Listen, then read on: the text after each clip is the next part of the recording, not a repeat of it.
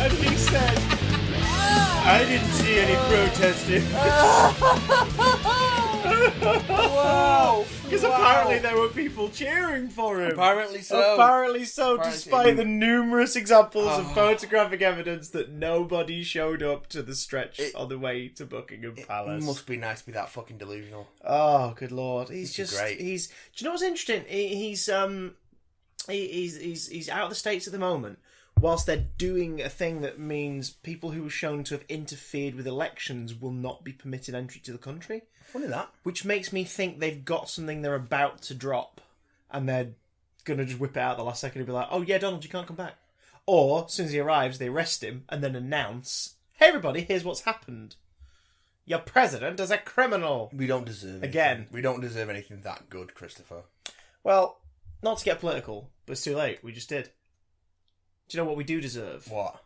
The Big Damn Cast! No! What have we done to deserve this misery? Welcome back to another fine episode of this mess. Wait, another fine? Or another fine episode? I think an okay episode.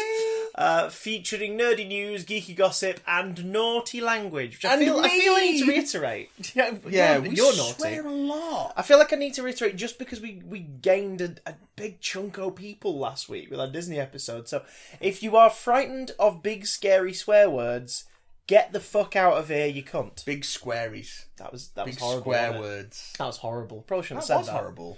You should be ashamed of yourself. I am ashamed of myself already. I'm ashamed of myself. I'm ashamed of you. I'm ashamed of everything we've done together. So basically, welcome. Welcome. One and all. I am Christoph. There's a dog sleeping on my crotch. Your humps comp. I am Matthew. I wish there was a dog sleeping on my crotch. And we are delighted, nay, gaping, to be here with you this week. More of dilated. Yeah, we are lactating with joy. Oh. We are pulsating and nay, throbbing with delight. My contractions are 4 minutes apart. I'm about to crown. Well, before we break some water, should we break some news? Yes, break some news. We're going to be talking about pop culture shite that's happened this past week, as well as giving some spoiler-filled thoughts on Godzilla, King of the Monsters. Answering some emails, both new and backed up. Yeah, we got some non-Disney stuff from last week we got to get to. But first, Matt is going to perform an alluring hand dance. This is not going to work on an audio medium, so I'm just going to get right close to the microphone. Okay, this is my ASMR voice. I'm deep in your ear canal, and this is my ASMR hand dance.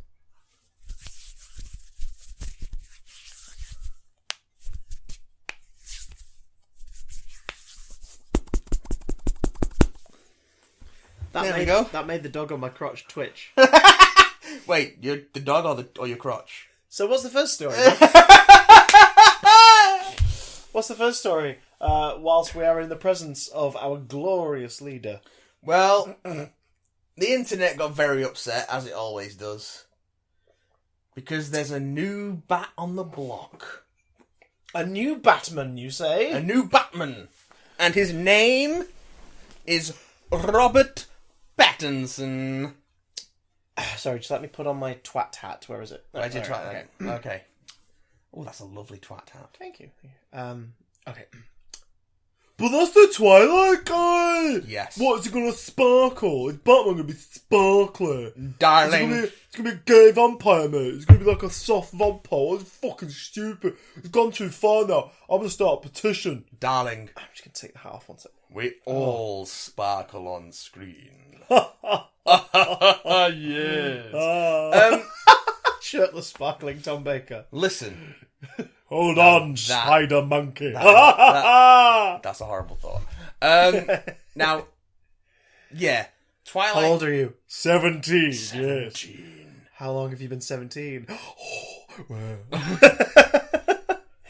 Yes, Yes, Robert Pattinson starred in a series of movies based on the Stephanie Meyer books Twilight. Do you know what else he's done? Starred in a shitload of other movies, for God's sake. Is he terrible in Twilight? From what I recall, yeah, pretty much. Is Twilight terrible overall? From what I recall, pretty much. But I don't think he's terrible. I think he's just a terrible script. Well, it's true. Well, I think his final performance is terrible, but he's gone on record to discuss what happened behind the scenes. Yeah.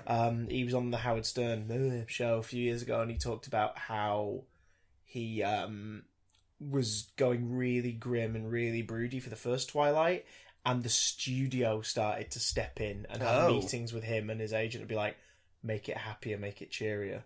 He's a fucking depressed vampire. How cheery do you want it? They sent him a copy of the first book with highlighted sections every time it mentioned Edward smiling.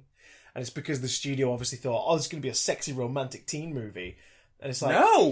Yeah, but like, he saw the script and he went, no, this guy, like, if I'm going to go, as he says in it, if I'm going to go full emo, I'm going to go full emo. That was the character and that was the world. That was what was written. Yeah, as terrible as it may be. But, you know, so he's an actor who was like, okay, I get this. And then they went, no, we wanted this one. He's like, oh, for Christ's sake. So they found a compromise. Because they knew, like, it was, you know, a good couple months at the shoot and it would just be too expensive by this point to fire him. That franchise was compromised from the start. The best thing that come out of it is just memes of Michael Sheen cackling. Oh. Poor Michael. Michael Sheen. Michael Sheen. More on him later. But it's this is one actor who is most known in popular culture for that series, arguably, but it is not the be all and end all of what he's capable of. No. I've got no beef with Robert Pattinson. I've got no beef with Kristen Stewart. Absolutely, yeah. When I saw her in a bunch of stuff later, I was like, because I've seen a couple of Twilights, and I was like, yeah, she's awful. I've seen them all. I saw her in other stuff and went, no, she's actually really good. My God, that character, that script, and yes, as a result, her performance in those films is terrible. I've seen them all. They're awful, but I will not say that there is no entertainment value to be wrung from them. Like your wolf ex-boyfriend is weirdly magnetically attracted to your baby. Listen, yeah, that's fucked up. But isn't this sweet because he's protective over it? Nope. Still creepy. As is the CGI baby. I'm a creeper. I'm gonna creep on your baby. Also, I'm a wolf. Ow! The creeper. Now, where's that baby so I can creep on the baby? I want to see your dub of the series. So, Robert Pattinson cast as Batman got a big mixed reaction from the internet, but the majority of the negative reception was people going, oh, the Twilight guy. Guys, my dudes. Because it's mostly dudes, let's be honest. Yeah. My dudes. The Twilight Saga ended in 2011? 2011? No, 2013. Really? God, was there a gap between any of them? Yeah. Because they split the last one into 2 parts. Oh, yeah. Oh, good point. So, that was years back. If you have never paid attention to or watched anything he's done since, you're in an echo chamber of your own opinion from 10 years ago. You're in a glass case of emotion. Yeah, my God. We're not even mad. We're impressed at the lengths you are going to make this into a thing. Right down to a petition being started to not allow him anywhere near... The petition, if I remember correctly, was do not allow Robert Pattinson anywhere near the DCEU. Well, tough shit, Sherlock. This isn't even the DCEU. The Matt Reeves trilogy is a separate thing, by the look of it. It's going down the road of Joker, of being its own story. Separate from the DCEU, which as it itself doesn't look like it's going to exist anymore in the state it was in. It's just a bit of a mess, isn't it, really? Yeah. I'd be happy if they just carried on making Wonder Woman films, Aquaman or Aquaman-adjacent movies, and Shazam movies, and those films could exist in a shared universe. Yeah. Like, do that. That's cool. It's not even that. It's just like, you don't have to... If you're not going to build a big, like, meta-narrative, then just don't worry about it. Yeah. Just have them pop up in each other's movies, if necessary. Like, but don't hide the fact that... Like, I think we're done with the idea of this is the only superhero in this universe. Yeah. Like, that's not going to fly anymore. Which is weird, because that was never strictly a thing. No. But it was just an obvious thing of like, oh, okay. Yeah. And only subtle hints in the 2000s let properties acknowledge others existing, like very subtly. So in the 90s you've got mentions of Metropolis in the Schumacher Batman movies, right down to This Is Why Superman Works Alone. Then the MTV's Spider-Man, the new animated series, which is set in the Sam Raimi film universe after the first film. Yeah. Stylistically not the same, but is set in that continuity. Has Spidey encounter the Kingpin, who is played, and the likeness is based on Michael Clarke Duncan. So it's acknowledging the existence of the Daredevil film and sort of pretending, alluding to the idea that Daredevil and Spider-Man exist in the same continuity. Yeah. And also in that he says, I bet the X-Men get to go to parties and things like that in one scene. So it's like, oh my god, you're acknowledging the X-Men exist. Okay. So that was cool, because it was suggesting that those 3 film series existed in the same continuity. In fact, Stan Lee, originally in Spider-Man, he was a sunglasses salesman at a stand. And then that scene was deleted, and that character is then the one who catches the girl underneath the rubble. Yes. Originally, he was talking about he's trying to sell people shades, and he's like, "You want these cool? They look cool, like the X-Men wear." And that was a line in the film up until the last minute when they deleted some stuff for time. So that film acknowledged the X-Men existed. But anyway, continuity-wise, Edward Cullen does not exist in the same universe as Batman. Get off your high horses, motherfrickers. I think he's a really good choice. Remember when everyone was upset before we were born when Michael Keaton was cast as Batman? Mr. Mama's Batman? He was best known for comedy. Yeah. Remember how great Michael Keaton's Batman is? But he's not like a brick shithouse. Batman's got to be a brick shithouse. No, he doesn't. Well, like Keaton was badass. Yeah, exactly. And Pattinson will be as well. You know why Keaton was badass? Because they didn't make him a beefcake brick shithouse. They made him a weird and quirky guy who knew some martial art, wearing Kevlar, sculpted to look like muscles. Did some kung fu. Had some weird tech, shoved dynamite down clowns' pants and smiled at them as he pushed them into sewer grates and let them blow up. Good. Like not very Batman, but very good. Yeah, very cartoon. Very cartoony. Very cartoony. I half expected the clown to pop his head up from the sewer grate with a soot blackened face. And birds around his head. Little penguins around his head. Yeah, why not? Yeah, that's... Yeah. Shut up, crime. I think he's going to be... Oh, apparently Brightburn has a reference to Super Apparently in it. so. We've not seen it yet. Not yet, no. Is it out over here? I think it is, yeah. And I know it's out in other places, but I don't remember seeing it in the listing. We'll have to have a peek just to see. Yeah, because I bet it's a reference to the Christian superhero. Somewhere. Yeah. That'll be what it is. What is he called? Captain... No, it's not. It's not Bible Man. That's an actual thing. An actual film. I'll have a quick look. God, I love Super. What Nathan Fillion is horribly dark. It is horrible. It is horribly dark. Great movie though. But yeah, absolutely pitch fucking black humor wise. What was I saying? See if I can find it. But yeah, I think Matt Reeves was talking about how they're not going to rehash Batman's origin. Good. It's going to be about how he becomes a genius detective. Good. So it's probably just be a different kind of origin story. We don't need another Batman Begins. We really don't. We don't need another another recreation of the murder of the Waynes. Like, we just don't need it. Everyone knows. The Holy Avenger. The Holy Avenger, fantastic. James Gunn was Demon Swill. I didn't realise that. Oh, of course. Oh, that's great. And Sean Gunn's in it. God, I need to watch that Sean Gunn's in everything that James Gunn does. True. He's also in Gilmore Girls. He's very good in it. Although Liv Tyler spends most of that movie just basically acting like she's doped up and high. Yeah. And she's just sort of carted around from scene to scene in a way where you're like, that's scary and upsetting. But because it's a dark comedy movie, they never sort of dwell on it. No. It's more the pain of what it's doing to the people in her life. But also as an actor, if you can comfortably find that place to play that's a pretty easy gig. Like, I'm just going to be doped up for 5 shooting weeks. Plus, you just could ask Kevin her dad. Bacon's just going to escort me around places. You could just ask her dad. It's like, Dad. Sorry, I do my left side. Dad, what's it like to be doped up? To which he'd reply, I'm not your dad. I refute this. I deny all evidence of it. I'm not your dad. Goodbye. And it's like, wow, you're a pretty horrible person, really, aren't you? I was never high. At least, my he Steven ain't, Tyler at voice. least he ain't John Voight. Oh! He ate John Voight. He ate John Voight. Maybe. And then did John Voight slither out of him and wink. And then the credits roll. Like in Anaconda. Yeah, okay, yeah. Okay. Okay, no, that's... okay. Yeah, I've seen what the connection is to Brightburn now. Okay. Yeah, it's not a spoiler of any kind, but it's there is a visual reference to the events of Super somewhere. I'm interested to see Brightburn. We should. I wanted to cover it Aladdin week, but we just didn't get a chance to see it.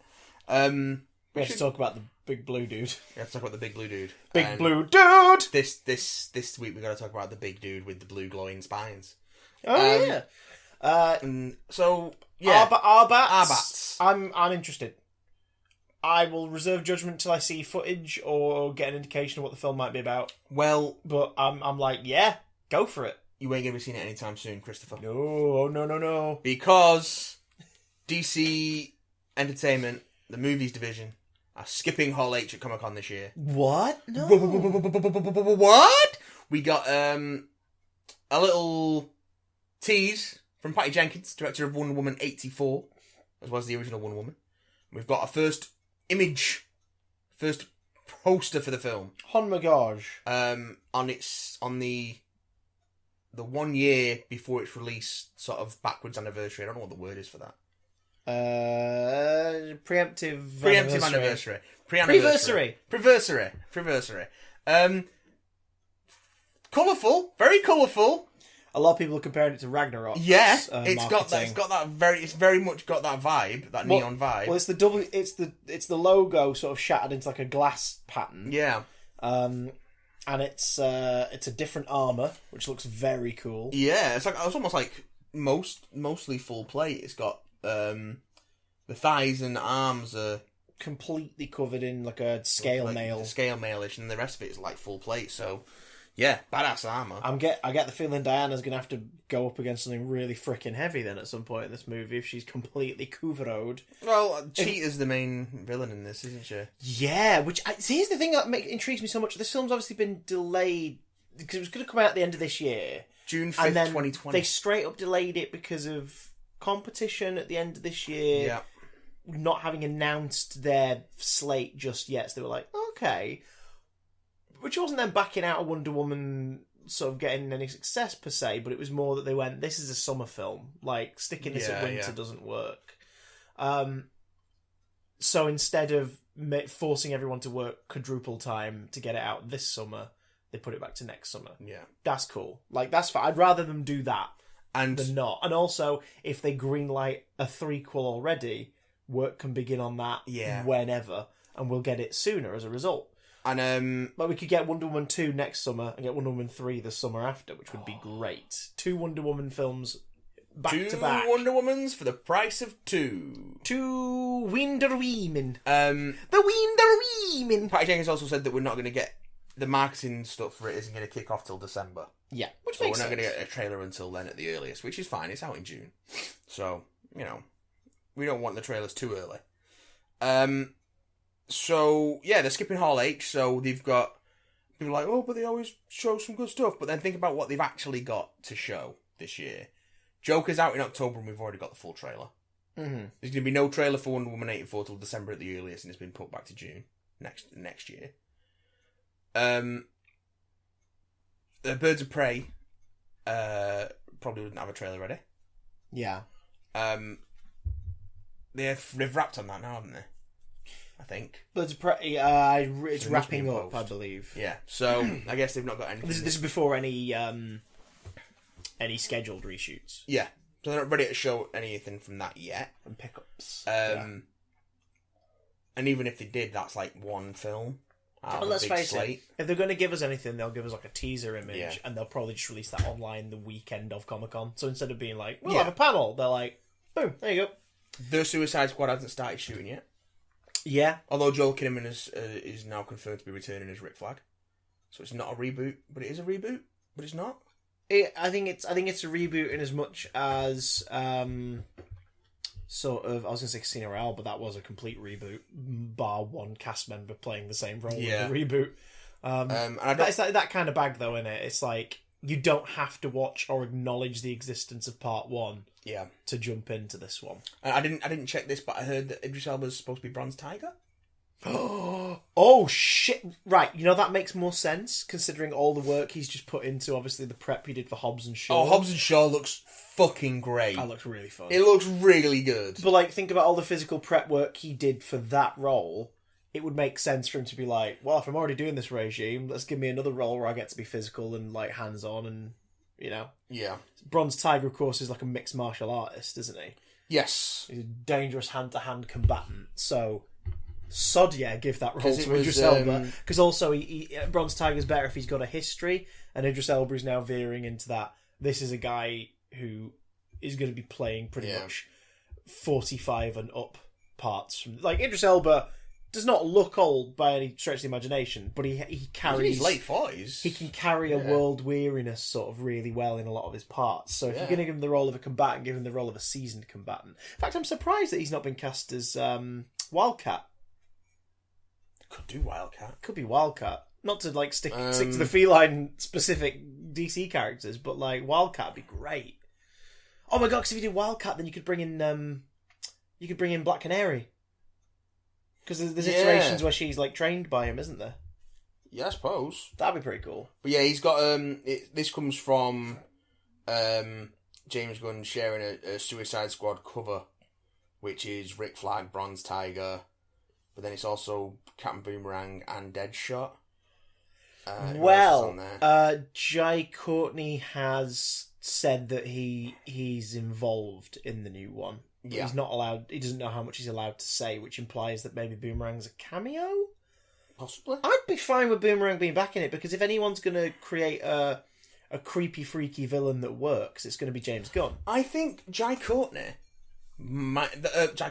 Suicide Squad might be the best thing Jai Courtney's ever done.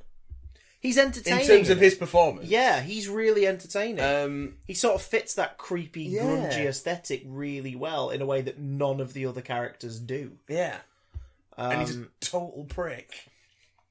He's just a complete dickhead. Do you know what I think this film needs as well?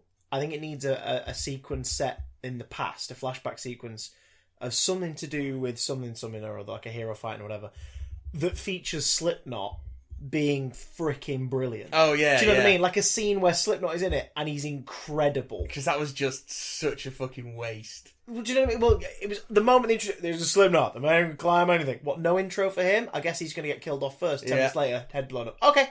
It's just... Okay, how pointless. And especially for the actor, of course, then had to keep up the masquerade shit. for the marketing of, like, here he is, la la, and do the tour. What was it like making the film? It's like, yeah, that was great to work. Of course it was. You shut up for 2 weeks. Like, you know, everyone else has been on it for months. You shut up for 2 weeks. Spent a week in that fucking helicopter! Do you have the tattoo? You don't? I wonder why. Is it because you weren't there for 9 months? You know, it's so stupid. But if you then did a sequel, that would be hilarious. That would be the biggest yet most subtle fuck you to the first movie. Yeah. If they were like, hey, look what I can do, David Ayer. I can do a scene where we have this character that you picked, because you were like, isn't he stupid? Let's kill him. And make him really fucking impressive. Man, fuck David Ayer. So that when people retroactively see him in your movie, they get annoyed that you kill him off so quickly. That would be great. I would love that. I would love that shit. Also, can we take a moment to enjoy the fuck Marvel? And now one of Marvel's best directors is making the sequel to your movie. Yeah. Fuck you. Also... You made Bright. Fuck you. I can't remember if this was confirmed, but we may be getting Michael Rooker King Shark. If Rooker's not in it, I'd be surprised. But I assumed he'd maybe be more of a cameo role, to be honest. But, oh my god, then again, if King Shark probably be mocap, wouldn't it? So it would be cameo in a way, the same way Fillion cameos in Guardians Yeah. as the inmate who gets a little bit touchy with Peter. Yeah. And then cameoed as Simon Williams. Yes. On movie posters In number 2 for a flashback that was not Stark. used. Yeah. The Stark biopic. Yeah. Which I thought was quite entertaining. I love that. I love that we're at the point where we have deleted scenes in MCU movies alluding to characters like Wonder Man. Fucking Wonder Man. So weird. Wonder Man. But because it's deleted, they now have the option to bring that character in later, played by anyone. Just give it to Nathan Fillion, please. Please, just do it. Just do it. I actually love it. Sure, we don't have any Claw anymore, but Circus can play a mocap character now. Like, utilise actors who've been and gone in different roles. Yes. That'd be amazing. Why not? Why not? Is any one of the big studios making SDCC announcements this year? Because it's next weekend, right? Not that I've seen. It's like a week away. Or is it this weekend?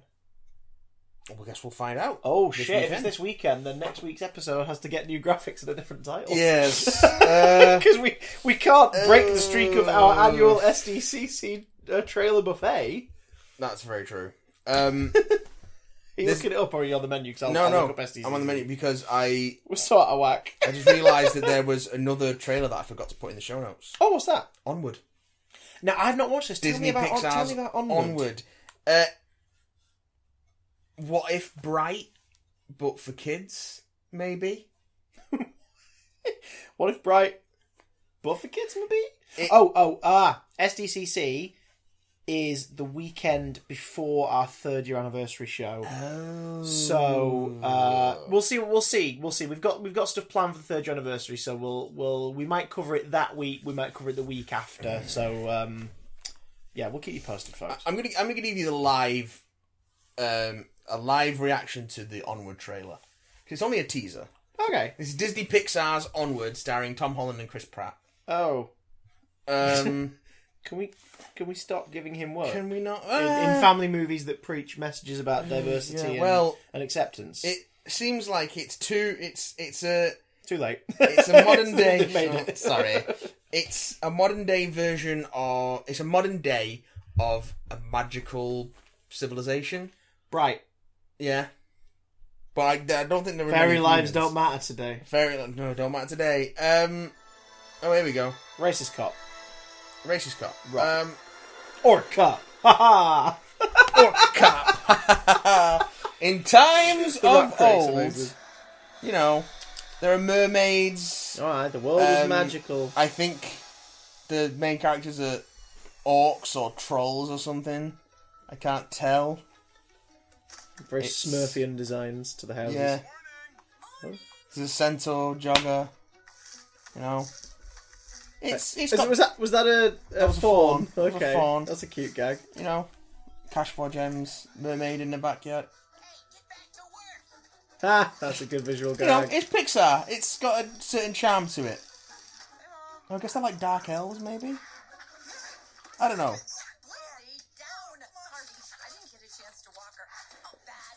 Are there humans in this world? Not that I can see from the trailer. So it's not Bright. Okay, well done, film. You've already avoided that comparison. So yes. Why is he talking like this?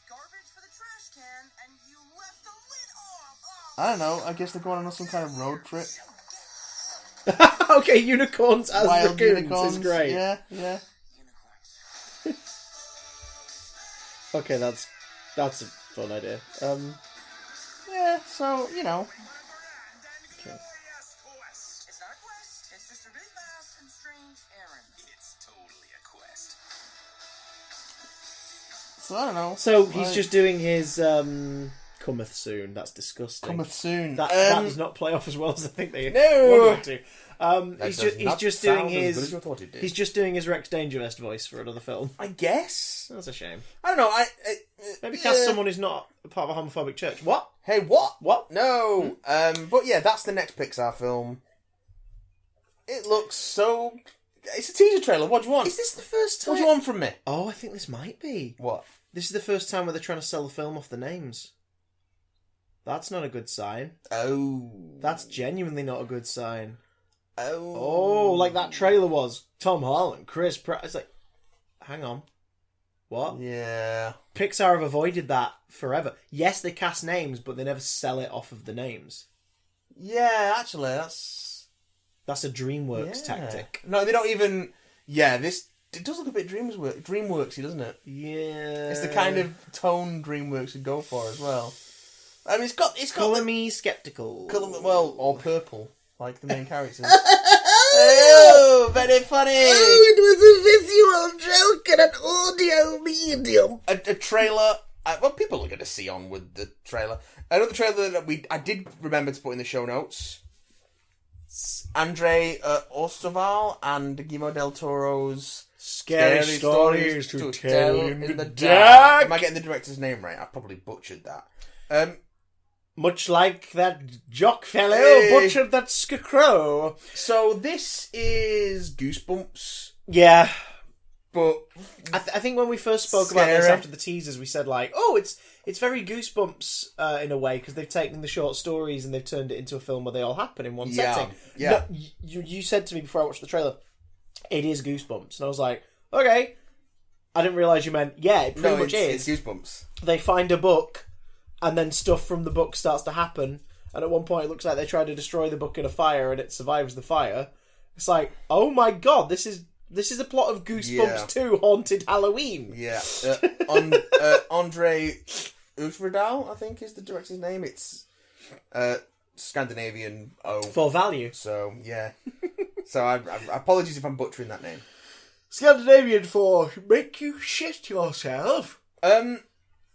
This, I don't think this is gonna be a high-end, like teen / young adult movie, because the visuals in this trailer do not look like they are playing for children. They are... I mean, it's Guillermo del Toro producing, so he's got his hand in it.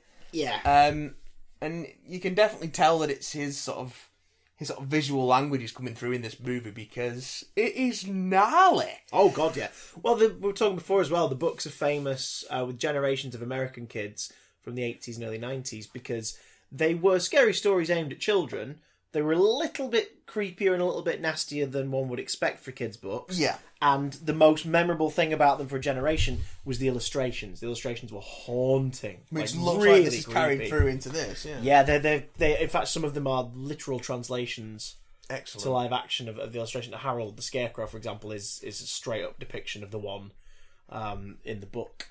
And if the film has a story about them finding a book full of these short stories, I don't see why they would deviate too far from the aesthetics of the short stories. Right down to the Red Spot, for example, which is a story based on an urban legend that we all freaking know. Oh, yeah. And we get a shot of this trailer to freaking confirm that is straight up where they're going with it. Horrifying. Who's got my toe? This looks creepy. This looks creepy as hell. Yeah. Is it gonna be too freaky? Probably. Is that fine? Yeah. Because if Goosebumps was a film aimed at children, but also appealing to the nostalgia of a generation who grew up in the 90s reading them, then this is appealing to a generation that grew up reading these in the 80s and 90s, who will be more than old enough now to watch a terrifying version of this. I think this who will know if their kids could survive it as well and be like, right, I'm going to take my kids to see this. Over here, I think this is going to be pitched at a hard 12A, but I wouldn't be surprised if it creeps up to 15. Or if they have to re-edit it to get it down to a 12A. I think they might aim for 15 over here, just because the series isn't as well known over here. And then go for a hard PG-13 in the States. Yeah. Yeah, because the thing is, 12A horror over here doesn't seem to do very well. Because it's a bit shit? Well, I don't know. Did you see Joe Dante's The Hole? Not to be confused with Joe Dante's Hole, which is a completely different thing. I didn't see Joe Dante's The Hole, actually. The Hole is excellent. It's excellent. Really spooky. But it's a 12A, and as a result, just kind of... People look at that and they go, oh, right. And then they don't bother. Just kind of... There. Oh, is it scary? It's a horror film. Oh, it's 12. Oh, no, man. Yeah. That's the impression I get. Yeah. That's how my mind works. I love how your foul little mind works. But it's... Call me a horror elitist. But 12A horror can work very well if it's told right. And... because Because again, it's about what you find scary about it. The age rating. Yeah. The age rating only reflects traumas within the movie, violence or swear words within the film. Yeah.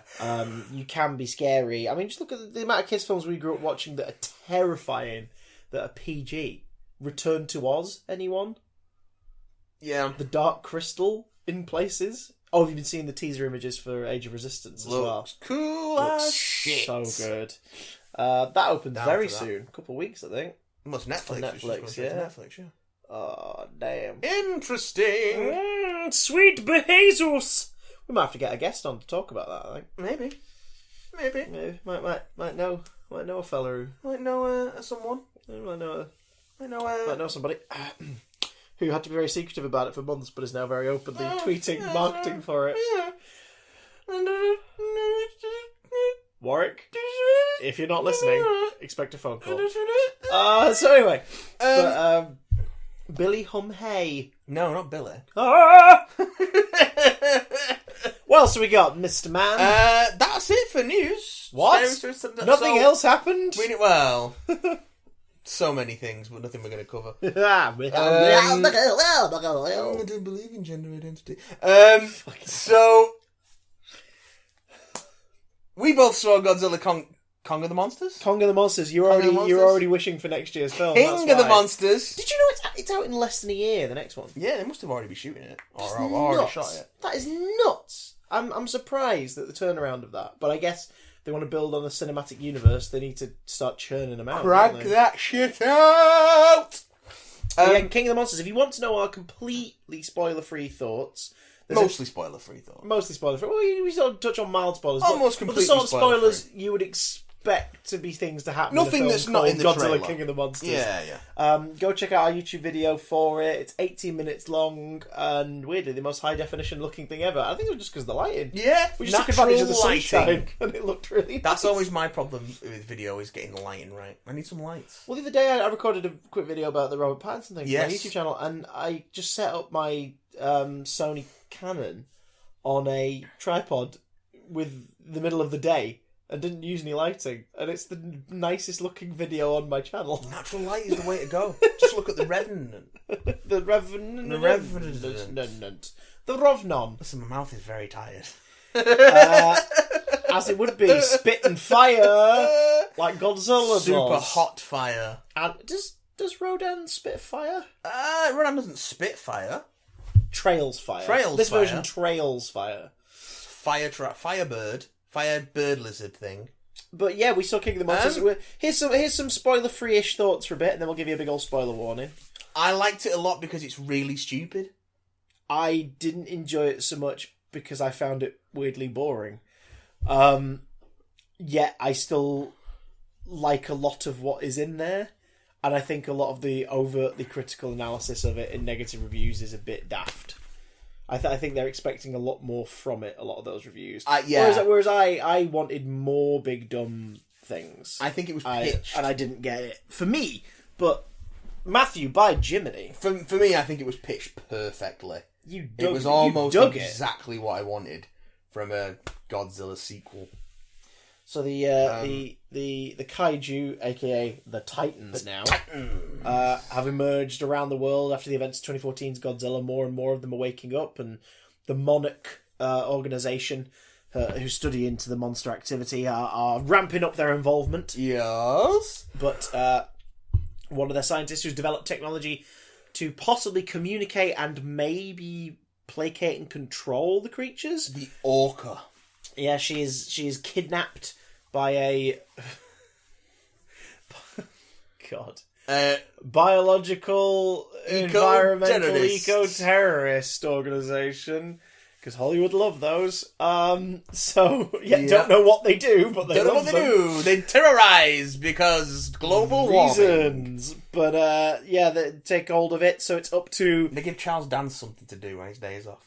It's up to the scientist husband of the captured scientist wife and scientist daughter. Mark Russell, played by Kyle Chandler, a character so two-dimensional, he's got two first names. Oh God, yeah, I didn't realise that. He's kidnapped. He joins to help foil the kidnap, alongside Ken Watanabe and Sally Hawkins, who are the only 2 actors returning from the previous installment. Well, 3 actors returning because the mocap actor for Godzilla returned as well. And we've got newcomers on the Monarch team. We've got Xi Zhang as Dr. Eileen Chen and Dr. Ling. Yeah. Bradley Whitford as Dr. Rick Stanton, and Thomas Middleditch, Sam Coleman. They team up to try and figure out what the hell's going on, whilst the pattern of alpha behaviour becomes more apparent in the monsters, and it's up to them to possibly aid Godzilla in becoming the alpha of them all before something much worse takes charge of the monsters. So, Godzilla, in the last one, was a giant, horrible, lumbering threat. In this one, is a goodie, sort of. A noble beast. Yeah, kind of like the earlier Toho movies before he just flat out becomes the hero of the franchise with his weird little dance. God. And his flying kick. He's not Let's not... And Godzuki. There's nothing... No. There's 2 sons of Godzilla. There's a different Godzilla son who's got a different name in the films. Yeah. And then Godzuki's in the cartoon. So Godzuki is arguably just the cartoon adaptation of the son of Godzilla. I guess. See, as much as we hate the '98 film, the TV series that spun out of it was great. Yeah, their version of it was brilliant because the Godzilla in that was male, and it was the one that hatched at the end of the '98 movie. Yeah, it was the last survivor of that. Because there was an evil organisation in that, for reasons, who not resurrect, but use the corpse of, with a load of cybernetics and everything, the Godzilla from the first film. They use her body, and it basically becomes Mechagodzilla. So it's like, oh, that was cool. And that TV series version of the other monsters were great as well. Yes. I was pretty sweet. And they take the charismatic, the charisma vacuum that is Nick Totopoulos and make him into a different kind of charisma vacuum. Yeah. They take him from being bland, boring Broderick to chisel-jawed, bland hero. Yeah. But it works because they're not the focus of the cartoon. Just ignore the '98 movie and watch the cartoon instead. Yes. Be aware vaguely of the conclusion of the '98 movie and then watch the cartoon. Yeah. I mean, you should watch the '98 movie because it is, at least once, just because it's entertainingly shit. It's like you watch it and going, how did they get it this wrong? Emmerich puts a Siskel and Ebert parody double act. Oh, yeah. Because they shat all over Independence Day, and he hated them apparently for it. Independence Day is great. I'll give them that. Resurgence, on the other hand. Oh, that's god awful. Not so much. But like they shat all over it, so he puts them in the film as sort of a shitty mayor and a snivelling assistant. Yeah. And then doesn't kill them. No. And then they point that out in their review of Godzilla. They were like, "You put us in there, but you didn't. You didn't do anything with it. You didn't really do anything with the characters. They were just characters based on us there, and that was it. Like, yeah. Why? You should have. Like, we would have enjoyed it more had you had us crushed, or like buried under rubble, or anything. Like, that would have been more entertaining. Why would you parody someone to take the piss and then not actually do anything that takes the piss out of them? It's so... Oh, God. Why do so much of the things... Why do in birds those movies suddenly appear every time an alpha is near? Oh, no, birds suddenly disappear every time an alpha is near. This is not so much a sequel to 2014's Godzilla as it is a sequel to Kong Skull Island in terms of its premise, its tone. It's not as masochistic as Kong Skull Island. Nihilistic, sorry, as Kong Skull Island. Yeah, that's a pretty nihilistic movie. But it is the same premise in terms of this is a film about a big creature beating up a load of other big creatures and the humans that are part of or witness to it. Oh, I fucking love it. Whereas the first one was a natural disaster movie disguised as a monster movie in the tradition of the Godzilla films. Where both Godzilla and the Mutos were a threat to human existence. It was like, they're going to start to fight, shit's starting to go down, and we're going somewhere else. Yeah. Whereas this one is more, no, the monsters are going to fight. Yeah. It's about monsters fighting. It is literally the opposite of, the monsters are fighting and we're going to go to where they're fighting instead of going away from where they're fighting. This is, and I mean this in many ways, but not necessarily negative. This is the Batman v Superman of this series. In that the giant tragedy of the first movie informs the motivations of the characters of this one, and it's mostly about a SmackDown. It's good, though. As opposed to BVS. Oh, I didn't like this film, but it is far better than BVS. I mean, it's actually got... It's a far more competently made movie than BVS. Regardless of what you think of and the monsters' motivations make sense, at least. Regardless of what you think of the quality of the narrative, it is there, and it's understandable, and it's coherent. Yeah, I think time should have been taken more with characters to establish why certain characters do what they do. Like, it felt a bit like a Saturday morning cartoon, but trying to play itself seriously. That was where I fell out of love with the human storyline. I don't think it took itself that serious. I mean, all right, let's get into spoilers, and then we can talk about exactly how. Yeah, not seriously. Do you recommend it? Yes, absolutely. I recommend, if you are going to see it, if you are curious to see it or are planning on seeing it, I recommend seeing it now while it's in theatres. I think it deserves to be watched on a big screen. Yeah, it's a good looking movie. But yeah, aside from that, I wasn't won over, but Matt was absolutely won over. Oh, I loved it. With basically like the actual critical reception for this movie, which was a 50-50 split down the middle, which, if anything, is better than one reaction for something that isn't, for something that is polarizing is more interesting than boring. Yeah. So go watch it, you fiends. If you like giant monsters, this has got giant monsters in it. Yeah. If you like watching Millie Bobby Brown smiling wryly on a rainy rooftop for 20 minutes, I think go watch it. Underselling how good she is in this. I don't think any of the... we're in spoiler territory now, folks. Spoilers for Godzilla King of the Monsters. I don't think any of the actors are bad. I think the characters are really bad. Yeah, but the characters are weak sauce. I think the strength is that the characters actually bring those characters to... The actors actually bring those characters to life when they've got so little to work with. They breathe life into them. Yeah. I just didn't buy any of them. Like Vera Farmiga, her reveal felt so flat. Like her reveal that she's the grey area scare quotes villain of the piece. Yeah, I thought was really flat. I think it was the fact that like things just took me out of it. She's giving them the lecture on this private broadcast to just Monarch. Yeah, but it's accompanied with edited footage of natural disasters that punctuate the point she's making in her apparently spontaneous. Yeah, I don't think it is spontaneous. That's the thing. But then show her reading a pre-prepared statement or something. Do you know what I mean? Or have it put out on a worldwide broadcast. Yeah. Because then at the end she can suffer the consequences of basically terrorizing the world, and that would be a more interesting story to go forward for her character. Is like, you went on national television, on international television, and said, I'm not only allowing, I'm aiding these creatures in destroying our world. Yeah. Because we fucked it up. That would be a cool story to follow up on in the next one. Like, she becomes the Hannibal Lecter of this bitch. Like, she's the expert in the communication with these creatures, and they need to consult her in the inevitable events of the follow-up, and yet they don't want to go near her. She tried to have the world wiped out. Like, there's a more interesting story there. Whereas because she just privately did it, when she privately did it to Monica, I was like, what's with the video footage? Like, these guys know exactly what you're talking about. Yeah. Like, what's going on? Well, I know it was sort of straight to the audience. That's the problem there, is that it's presented as being privately to Monarch, but actually it's just for the audience to understand what's going on. But it was the Bruce Wayne meet Clark Kent. I love bringing people together. It's like, why is this happening? This moment doesn't need to happen. Why is this happening at all? Something needed to happen like that, because he just needs to get it. Yeah, but why is Lex Luthor doing it? Oh, it's part of his grand plan. Is it? No, because then he never mentions it, and he doesn't do anything in the scene to.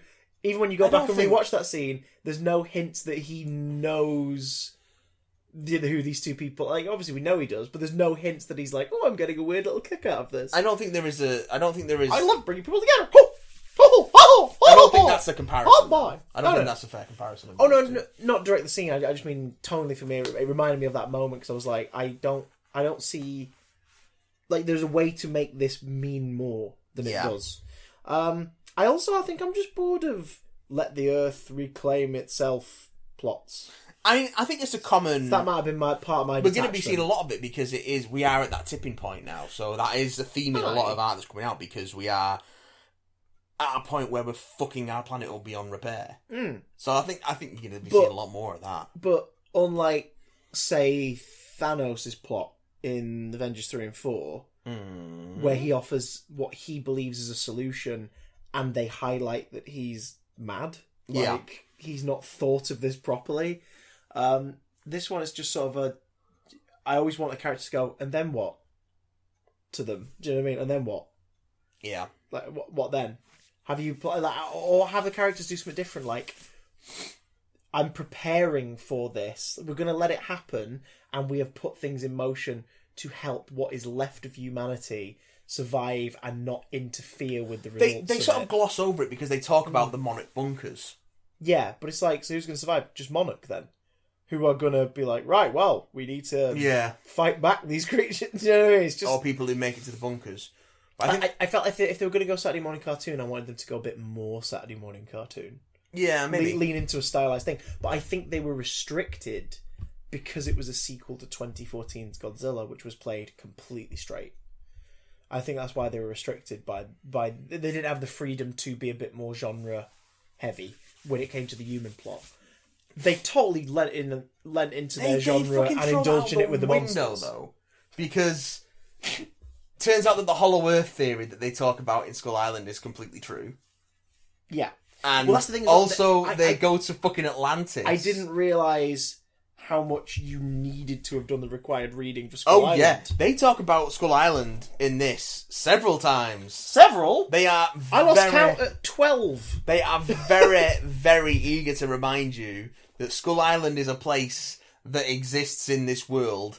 That there is a place called Skull Island. And it's public knowledge. That people know about, and Kong is a thing. Yeah, I feel like all the Titans have sort of become public knowledge in the wake of Godzilla. So they already knew about Kong on Skull Island before the events of Godzilla, because of course they did. And now they mention Kong by name several times. And they mention Skull Island, but you don't see him. Oh, we see the back of him in some footage. Oh, yeah. They show some footage at one point where he's walking away from a camera. Yeah. But I don't think that's a shot from Skull Island. I think that's a purposeful done shot. Because the implication is they've been continuously monitoring Skull Island since the events of Kong Skull Island. And I'll be interested to see which would make sense how he's around and bigger. Yeah, look, how big is Kong at this point? Big enough to punch Godzilla, based on the movie title of next March. Godzilla versus Kong. Yeah. How does that... Well, I've got a theory on that, but we'll get into it. Yes, I'm intrigued to hear your theory. I was just wondering how you make that third entry in your Godzilla trilogy and fourth entry in this film series exciting enough after the final act of this one, because in terms of scale, the final act of this one is pretty much as big as you can get without being obnoxious or going to space. Ghidorah. King Ghidorah. Ghidorah's a damn impressive Let's talk effect. about King Ghidorah. King Ghidorah's, like, the effect of that creature, what they've done to bring that to life is amazing. And I said this in the non-spoiler review, it looks like a model. It looks like an old stop-motion model, the textures of the stop-motion, or like the suit for the close-up punch-up scenes. It looks... Like, the texture work on it is brilliant. It's not scaly, it's sort of rubbery. Yeah. But not in a... We don't mean that in like... The effects look rubbery. We mean like, no, it looks intentionally rubbery. Yeah, it doesn't look rubbery like it's... But it looks like it's made of rubber. Yeah. And foam, and it's got a wire armature, and you move it shot back. Which gives it that sense of otherworldliness, which is appropriate because, also aliens are a thing in this universe. But we're going to casually breeze past. And King Ghidorah is an alien. I love that they just fucking throw everything at you. And a lot of it comes from... So you mean not of this Earth? And they're like, we believe that it came from the outer atmosphere around circa la la la la. Yeah. Oh, it's species invasion. Yeah. Like, it's dominating a thing. And then they move on, and you're like, I'm sorry, did you guys just mention that it was an alien? Yeah. Are we going to talk about this? A lot of it as well comes from Bradley Whitford. An ancient alien. Like, ancient aliens. From eons ago. Ancient aliens, actual aliens, Hollow Earth, Atlantis. Not only does Atlantis exist, they fucking go there and it's they got blow a natural nuclear power source in the middle of it, a radioactive power source. Naturally occurring that Godzilla has been gently sort of draining over the millennia to stay alive. Uranium is a thing, and if we're doing the whole Atlantis as an ancient civilization thing, I don't think it's the two out there to be like, I would have loved part of what destroyed them was they discovered to take his glove off to do the switch and his hand to just instantly turn to goo. Oh shit! Like, put the glove back on! I know I'm going to die in a moment, but I still need my fingers to press the button. That was a really cool moment, though. That was cool that he sort of walked up to Godzilla, because there is that implication of that his life's work with Monarch has been to do with Godzilla. Yeah, he Sorry, Gojira. Like, they do not shy away from him being called Gojira as well, which makes me happy. He calls him Gojira. And like, he walks up to him and just sort of gently touches the snout, and he just says, "Goodbye, old friend." And you're like, that was cool. That was cool. Poor Sally Hawkins gets munched by Ghidorah. Yeah. Yes, she does. I wish we knew more about Watanabe's character. Like, in terms I think we know enough. Yeah, but I don't know. It's one of them. I think it's because of the gravitas of him as a performer. I wanted to know more about that character. But that's why I felt like I didn't know him enough. That's why you get these kinds of actors for these kinds of roles, where you're going to have to... Shorthand. Charles Dance. Yeah. Charles Dance is sort of quite openly, not mocking the movie, but in the press for it and in the interviews, he's sort of being very open about the fact that, I showed up, I did some stuff, it's a big monster movie. It's alright, isn't it? It's alright. And he's an actor who, when you've seen him get his teeth into roles, he's been very sort of enthusiastic about the process. And for this, he's sort of just... It's like, what do you want me to say? I'm waiting for a Michael Caine interview moment. Do you know what I mean? Yeah, in the future, he's just like, that movie divided people. I never saw it, but I saw the conservatory it paid for. It's very nice. It's a lovely conservatory. It's got a pool table. Yeah. Do you know what I mean? I'm waiting for that. I'm waiting for that moment. He's very much there for a paycheck. Yeah. He's not half-arsing it, but it's like, well, there's nothing for him to get his teeth stuck into here. Yeah. He the character appears intimidating because they've cast Charles Dance. And people just couldn't work out whether his name was Jonah Allen or Alan Jonah. So I feel like the film is not clear on that either. Question. Yes. If Dr. Emma Thingy is working with him and reached out to him in the first place to be like, right, you need to get me on board, but you're gonna have to break me out to do it. Yeah. Did she? Did she? What? Did she? So they waited till a test had been done to make sure it worked. Yep. But that means that they were listening in. Was she cool with him shooting her colleague and presumably friend point blank in the head? I don't think so. I wish we'd have seen more of her reaction to that then. Like, after the reveal, just be like, you don't have to do this. And he's like, we have to... Look, you came to me. I told you that my methods are this way. We had to do that to maintain your cover. His death is on your hands. Plant the seed of doubt there. I get the impression, and again, this is all from Vera Farmiga's performance. Yeah. That she's just... That after the death of her son... Whereas Andrew, who gets named more than any other character in the whole movie. Whereas Mark, because this is what he would have wanted. No, I don't think he would have wanted that. He's like 6. Mandy gets named. Mandy gets name checked more. Mark sort of retreats from the family and away from Kai and away from Monarch and stuff. Whereas she sticks with Monarch, but I think she's just gone. Like, her moral centre is just gone. Yeah. So it doesn't matter to her anymore.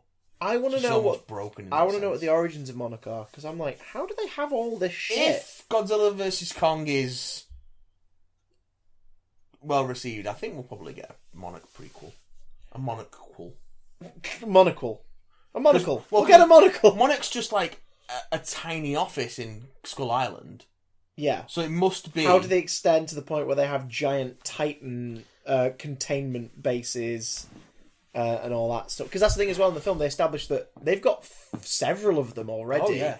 And there are others that are dormant. Well, but Monarch have got hold of several. They would have got a resource injection after the events of Skull Island, because they found evidence and they might have been able to bring some bits and pieces back. Mm-hmm. And then after the events of Godzilla, it's the corpse of Toby Kebbell. Yeah. Well, the skull of Toby Kebbell. Who I didn't realise was the performer for Kong. Yeah. So he took his Weta training from the Apes movies, and then was like, "Hey Andy, do you mind if I play the new Kong?" And I was like, "Yeah, sure, go for it." Do you think he'll be Kong in Godzilla vs Kong? Yes, absolutely. Good. But that's why he played a character in it as well, because they wanted to do the same that they did for Andy Serkis. Yeah. In the Peter Jackson version of King Kong, where he played the ship's cook and Kong. They wanted to give him an on-camera role as well as the role of Kong.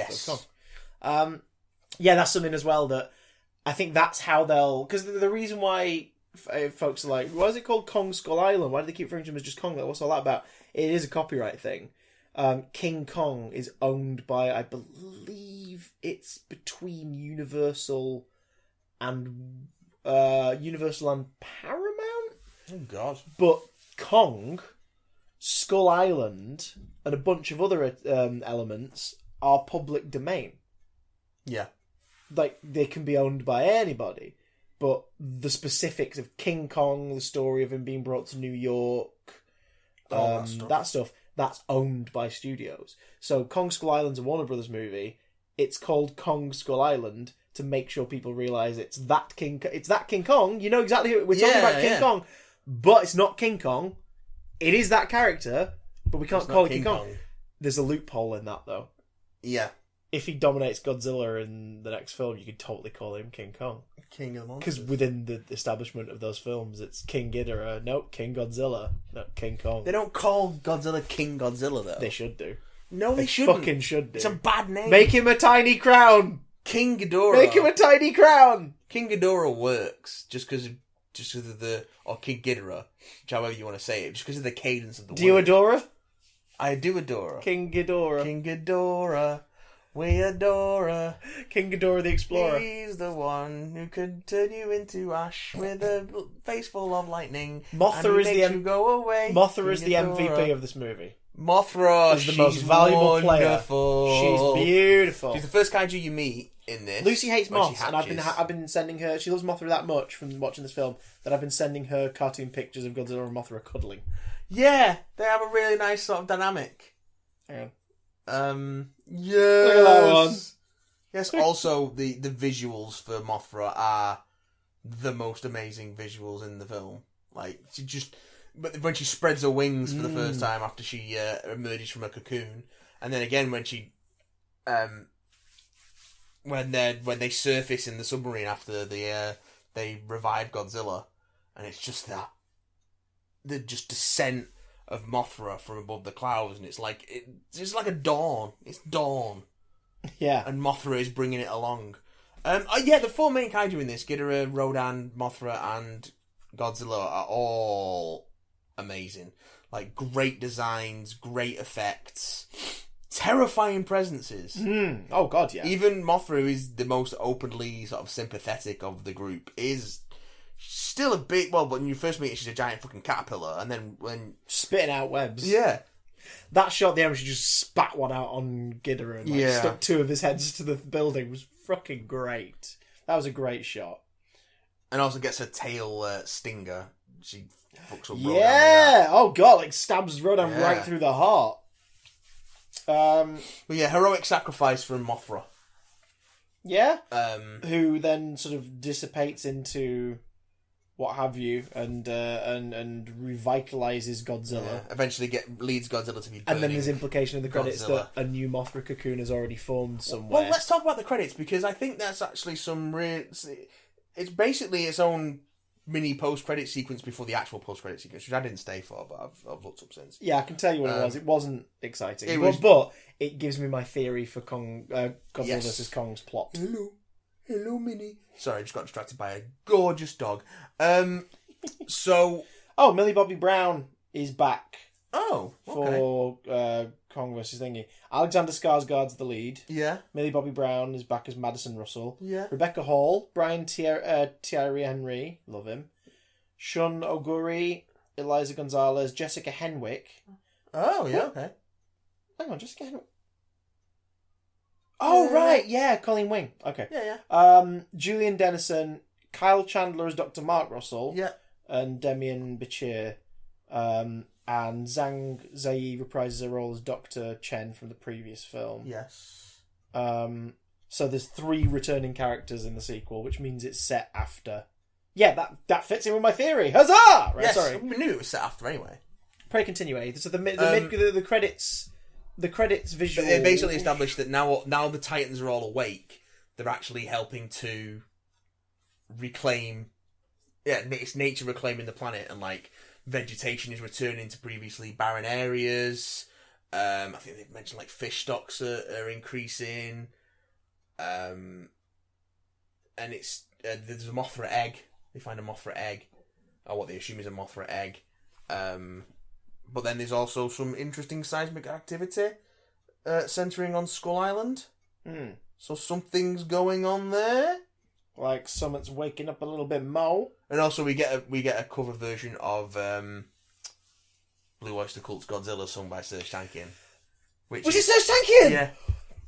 Right, I loved that. Like, the moment that started playing, because Lucy loves that song, and the moment that started playing, she didn't spot it, because she wasn't a big fan of the movie. When she watches the film, she doesn't like it. She comes out, she sort of sat there for a moment, like, she always gives me a little sort of sarky look. She overplays it. She's just like... Yeah. Why didn't I'd sort of nudge her and be like, listen. She went, oh, God! I didn't realise it was Serj Tankian. That makes me so Godzilla! fucking happy. I love him so much. Serj Tankian and Bear McCreary who did the soundtrack. Okay. Wait, Serj Tankian worked on the soundtrack? Bear McCreary did the soundtrack. Oh, right, okay. And he also did the version of... I was going to say, I was about to buy the album now, because I love him and I love his work. So, when is System releasing new music?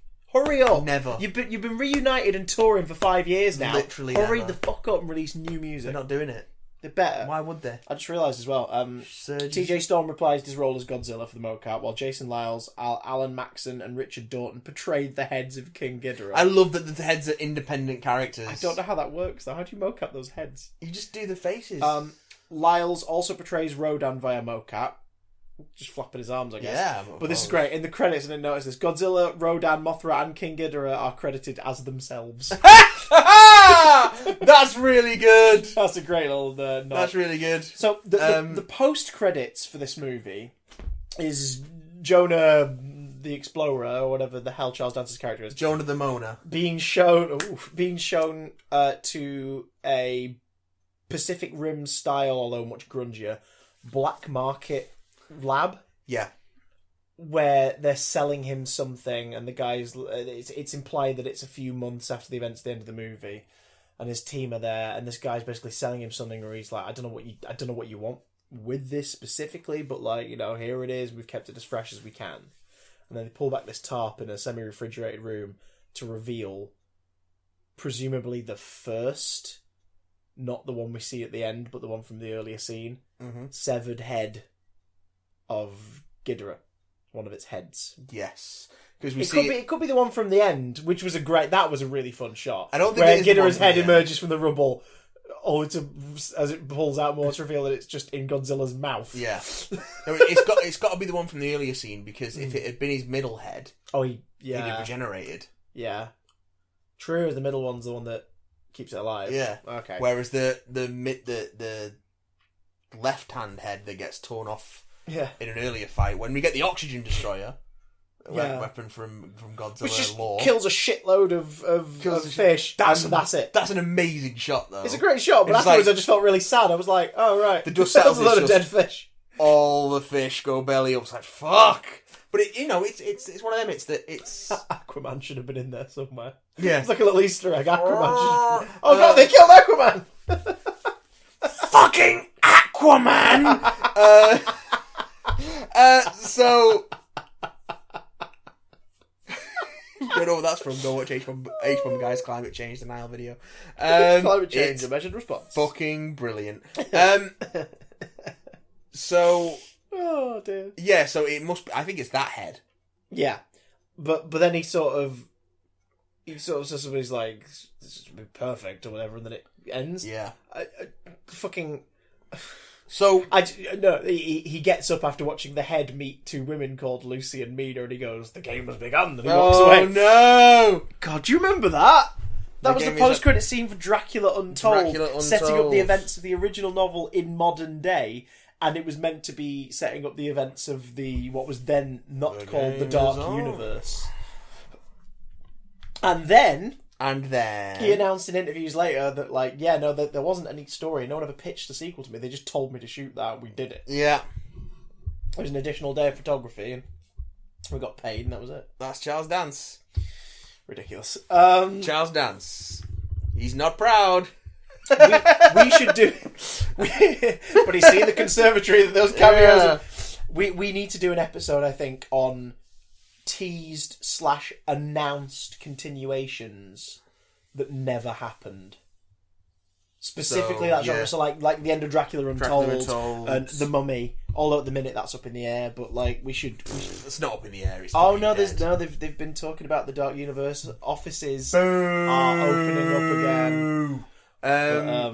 But would you like to hear my theory My name is N. Elk. My theory on the Brontosaurus. By me, N. Elk. I'd love to hear your theory on the Scare quotes. plot of Plot. Kong versus Godzilla, and then we'll move on to some emails. Okay. Tell me your theory. So, my theory. This is mine. This is my fan theory for Godzilla vs. Kong. So, in the mid-credits, this one it establishes that Godzilla vs. Kong. the seismic activities happening on Skull Island and some of the Titans have been spotted converging on Skull Island. Yes. So I think Yep. Kong is the next natural alpha. Yeah. I think Kong is a much later, because they imply in that film, don't they, that it's a long line of these species, because you see the skeletons of his his forebears. Forebears. So I think this is the new established breed. This is the Earth's new answer as the alpha, in some way. Yeah. Like Godzilla is not intended to be the head of the pack anymore, and Kong is. Hence why each generation has gotten bigger and meaner and fucking stronger. Why it lives in an environment where it tears other creatures to pieces on a regular basis. The emergence of a fresh alpha. Yeah, and that's where the button head will come from. That makes sense. But the majority of the action will first take place on Skull Island, and then we'll move to like New York, and they'll just do flat out New York King Kong illusions.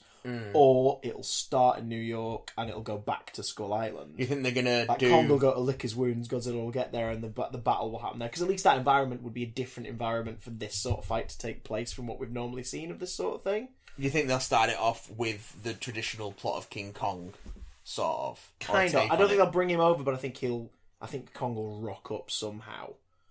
Because Godzilla can swim, Kong can't. So maybe Monarch kidnap Kong to study. Listen, he's been and taking lessons. Kong has played along on purpose because it's that pheromone thing of like the alpha. They all, you know, they're all kind of. It's an instinctive. They're all thing, kind like, of they're up for a fight. they're like attracted to each other so they can like perform that dance of violence. Maybe they'll just pork. Maybe Godzilla versus Kong is just those two like deciding who's the top. Do Godzilla and Mothra fuck? Yes. How do Godzilla? Well, she's inside him now. Oh! She's the dominant. Let's be honest. Yeah. He's the alpha, but she's daddy in the bedroom. So that'll be the thing. But it's going to go the route of every fucking versus movie ever. In that there's going to be something bigger that they have to team up with to fight. Mecha Ghidorah. Mecha Godzilla is my pitch. Created as an amalgamation of Titan study, cybernetics, and the head of Ghidorah. I think this franchise's version of Mechagodzilla is going to use the head of Ghidorah as its foundation.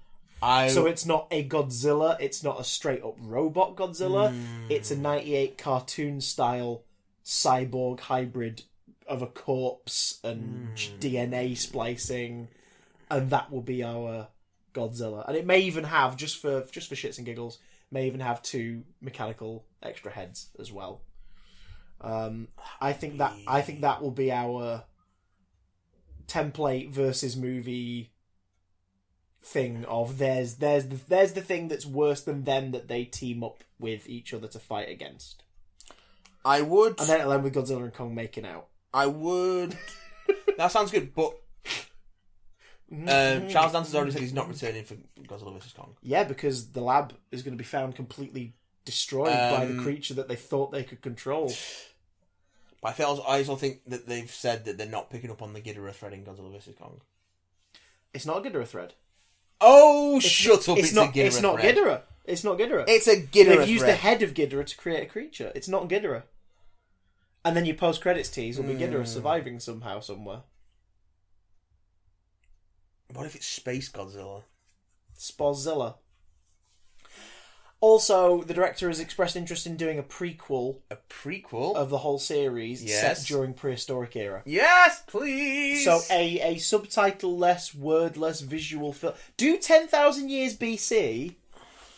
That freaking classic of I'm not sure why this exists, but it does, and isn't the stop motion cool, and doesn't Raquel Welch look absolutely stunning? Do 10,000 years... Oh, no, that's not 10,000 years BC. 100... Is it 100 million 10,000 BC? BC is the one that that came out in 2008. Yeah, so what am I thinking of? 10 million years... 1 million years BC. 1 million years BC. That's the one with Raquel Welch in the... Do 1 million years BC, yeah, but with kaiju.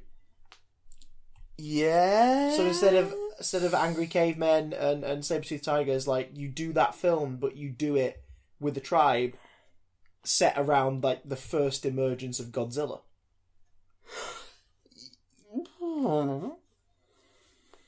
Yeah, I'd be down with that. Because there's way more, and you make the story focused on that tribe, on like an individual or family in that tribe. Because I want to watch a monster movie, a big city-destroying monster movie, in a time where there weren't any cities, and they have no means of protection or fighting back against that level of threat. Do that. I'll see that shit. You're a monster. Yeah. Or even better, do it on Skull Island. Yeah. So for once, our non-English speaking tribe are the heroes of the story. Also, doesn't the cave paintings and such imply that Godzilla and a Kong have faced off before? I don't remember if those two are specifically on. I know there was Godzilla and Ghidorah ones. No, there are Godzilla and Kong ones. Were there? I'm sure there are. Well, there you go. We show Godzilla... So it can be the same Godzilla from the series. It's just way younger. So it's smaller and less Godzilla. powerful. And the Kong would presumably be one from much further down the line. Less thick. So would be smaller. Set it on Skull Island. Make it about a tribe. Boom ting. Why am I not right? Why are you not right in these films? Because I shat all over the recent ones. They're probably like, yeah, keep him away from it. Oh. Yeah, that's a lot of fish. Speaking of being shit all over. Oh my god, why is that? Why did no one say that? When all the fish died after the oxygen bomb, why did no one say that's a lot of fish? They had an opportunity and they dropped it. Because when you have the opportunity to say, that's a lot of fish, then it's the better thing to do. To not say, that's a lot of fish. Yeah, but Elvis movies. He was the king. Let's catch up on some emails. These ones coming in. Emails, listener emails. Matt reads them out. I do. With my mouth, as opposed to my butt cheeks. My down mouth. My down mouth. My douth. My up mouth, not my down mouth.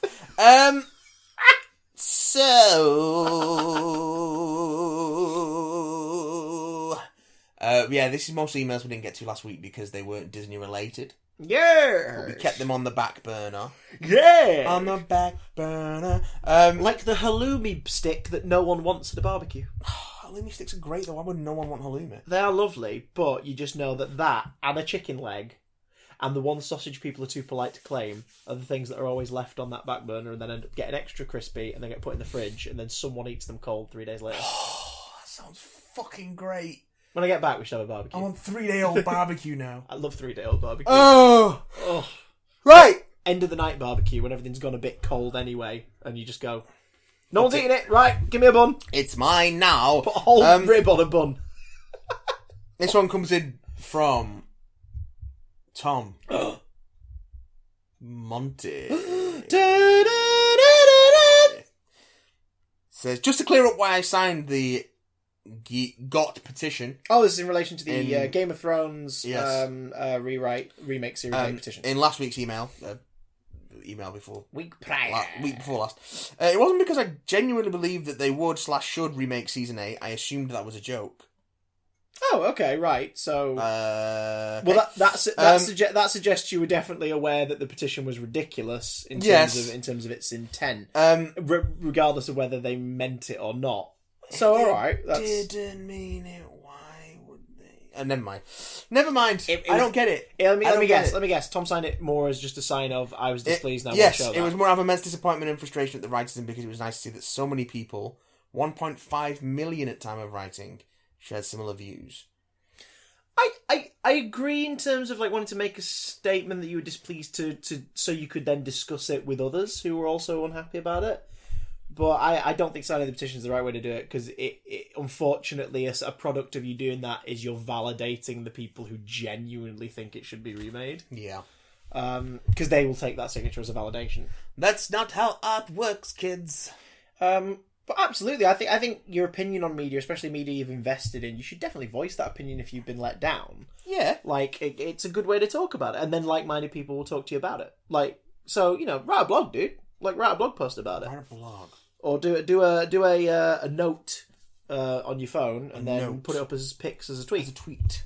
That's because then you a long note. Yeah, because then you'll meet other people who also have the same frustrations, isn't it? That's the new tweet deck. I can't tweet longer. What was it called? There were several sites, weren't there, where you could write longer tweets and then it would post it as a link on Twitter. But now people just go, "Why am I doing that? I'm just going to write it on my phone, take a screen grab, and put it out there." It's so much easier. Did you watch the 2-hour documentary on the making of Season 8? I have not as of yet. I've seen some footage from it. I thought it was very interesting and one of the better things to come out of this season, along with the soundtrack. The soundtrack's always strong. Yeah. Ramin Djawadi is a hell of a composer.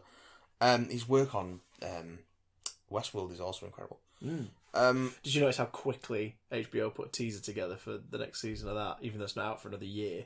There's massive gaps between the seasons on Westworld. Well, not just that. It was more that HBO were like, "No, please keep paying." Because over here, of course, we get it on paid services, but HBO itself is what it comes out in the States. So it's like they're basically saying to people, "No, you just look. We were already filming a Game of Thrones prequel, and you should definitely stick around because Westworld's out next year. Y'all love Westworld, right? It's coming. Is it coming soon? Yeah, kind of. Here's a trailer." Maybe. Please don't stop paying for HBO. But yeah, I should see The Last Watch. I would be interested because I like behind the scenes stuff, obviously, because I'm interested in production. Yeah, we should take a look at that. Sorry, Minnie's fallen asleep on some wires, so she's copying my cat Luna's penchant for sleeping on things. Of course. Instead of sleeping on flat or comfy surfaces. No, sleep on whatever's there. Is it uncomfortable and rough and lumpy? Yep. Sleep on it. I'm gonna sleep on you. I am uncomfortable and rough and lumpy. Do you watch Netflix's BoJack Horseman? I recently started it and I'm loving it. I have seen the first season and some of the second, but I'm so far behind that I need to catch up. It is great. It's on my list of it's literally on my queue, so it's very good. It's very good. Oh god, I'm sorry for the yawns. You've been a busy boy. I have been a busy boy. I know it's kind of old news, but were you surprised to hear that we're getting Rick and Morty season 4 this year? Do you expect to see the return of Evil Morty this season? No, I was not surprised. Yes, I do expect the return. Now that they're doing Rick and Morty full time, like that is their job. Because that was the caveat, wasn't it? Like Adult Swim and Cartoon Network and whatnot were like, we want more, like we want it sooner, and they went, right, okay, here's the deal. If we're going to make it, we want to know that it's a secure job for our team and us for a long time. 99 episodes. We are committing to estimate 7+ years of working on this show full time now. Yeah. We're going to do it. But you let us release it when we want to release it. You let us release seasons to an amount of episodes that we decide during production. Yes. And you let us write it with little interference or notes from up above. Of course, you guys get final say, but you let us make it, and then you tell us if you want things to be tweaked. You don't do it during. Mm-hmm. And Adult Swim mulled over it and went, yes. So, as much as a lot of people didn't enjoy Series 3 compared to Series 1 and 2, I think the quality and the concentration of the work's about to go up. I think they're about to start working with other writers as well, because we're at the point now where writers will come to them and be like, I've got a different episode. Yeah. They'll be like, okay, come on board. Like, let's do it. I like Season 3. I like it a lot, but it is, I think when you put it up against 1 and 2, it's less pure Rick and Morty, and some episodes do come across as a bit, alright. Like, I really like the Revengers one, the superhero story, but it is a bit, like, the end is a bit, And Noob is a character that's very much just sort of, so it's just that archetype that they keep using of like, oh, I make a noise. And it is. So it's sort of like Series 1 and 2 are stories they really wanted to tell with that premise, and Series 3 is more of a, okay, what stories do we tell now? So hopefully them getting to do what they want to do Yes. now and set the episode limit. I wouldn't be surprised if this was like, right, series 4, it's coming out in November, it's 8 episodes. Cool, great, Cool. like amazing. As long as it's the stories they want to tell. Also, can we get a slightly wider voice cast, because Justin Roiland has 6 voices, yeah and 4 of them are the same voice. yeah he's It's funny, but it will become very samey the more they do it. yeah it's starting to become very samey. More Beth, Jerry, and Summer is what I want. Yeah. Either participating in the adventures or getting really funny B plots like they did in series 1. Yeah. And I don't want Evil Morty yet. Make us wait. I think it'd be nice to check in on him. Like, absolutely do something with the Citadel that is set during this now controlled secretive regime, but don't let Rick and Morty catch onto it yet. No. Like, Evil Morty was devious enough to plant himself in and unnoticed, so keep that going for a little bit. Yeah. And then season 5 do something with it. Play a long game. It's more entertaining that way. Because that episode was the best of series 3. Simple Ricks. Was it the Rickturian Candidate? Yeah. No. That's something else. Yeah. It was. Yeah, because it was disguised to be a story. All the synopsis and everything say it's a wacky adventure in Atlantis. Because it is for Rick and Morty. We just never see it. Because we see it's just same old, just Morty's killing Mortys. Love it. Very good. It's very good. Are you planning on watching Amazon Prime's new miniseries Good Omens, starring David Tennant and Michael Sheen, this weekend? I am 3 episodes in. I'm spacing it out because there's only 6. Are they hour longs? More or less, yeah. Okay. And I'll probably start this weekend, to be honest. And I am fucking loving it. It is perfect. Almost perfect. It's mostly perfect. Michael Sheen and David Tennant are just brilliant with each other. They're just firing on all cylinders, bouncing off each other, being fabulous. Best gay couple on television. Are they a couple? Nope. Should they be a couple? Probably. Do they listen to Queen in a car at one point? The Queen is listened to in a car, yes. Brilliant. Then it's faithful. Of course it's faithful. Neil Gaiman worked on it. It was Terry Pratchett's sort of last request to Neil before he passed away, wasn't it? It was Get it done. Get it done and you do it. Yeah. It's like, okay. Isn't it interesting to see that Neil Gaiman is learning as well as he develops as a TV writer? It's Because definitely... he's not written a lot of telly, and the telly he has written, like the 2 most notable examples for our audience, I guess, would be his 2 Doctor Who episodes. Yeah. The first of which it appears Moffat helped sculpt a lot. Yes. And the second of which he was not given as much assistance on. And you can sort of see the strengths and weaknesses. Yeah. Nightmare in Silver is nowhere near as strong as The Doctor's Wife. And has some great ideas, but just doesn't quite work. So he's obviously kind of going, right, what did I do wrong? That? Okay, do more of this, less of that, and this, that, and the other. The reception's been great. So who's the standout at the moment? Who's sort of the best thing about it? Oh, Sheen and Tennant. Sheen and Tennant. They're just incredible. I mean, they dyed their hair for it as well, so they're committed. You know what I mean? Because it shot like a year odd ago, didn't it? It was when it wrapped. It was a while. It was a while back now. But I guess there's a lot of visual effects in the series as well. Yeah. Well, I don't know if they do... The look of them, I'd say that David Tennant's demon eyes are CGI'd. Okay. Because they're just sort of too elaborate an effect. Yeah. And if they're fucking contacts, they must be incredibly painful to wear. Yeah. Gold. Because they're just how much is in them. Well, yeah, they're just massive yellow snake eyes. The whole time? Yeah. Like the whole... Yeah, it's got to be digital. It's got to be digital. Got to be digital. I mean, you can do that now. There's software to like digitally track the pupil so you can add things to the eye on top of it. Yeah. So I think that must be what they're doing. That probably took up a good chunk of the post-production. But, yeah, it's only 6 episodes, so I'm not rushing through it because it is just... It's glorious. You've just got to savour it. Savour it right up. Nom nom nom nom nom nom nom nom nom nom. That Good Omens goodness. Good onoms. It probably took them about a year to animate the opening credit sequence. Yeah, I think we're gonna have to start because this. it's animated. We're before we go away next Saturday, for a little break. Me and Lucy, not the podcast. There'll still be episodes.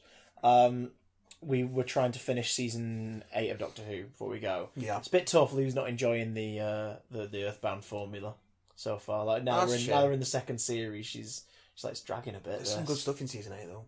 Oh god! Well, I mean, start of Strong Terror. Yeah. And I'd never seen the Mind of Evil till we watched it. I've never seen the Mind of Evil. It's really good.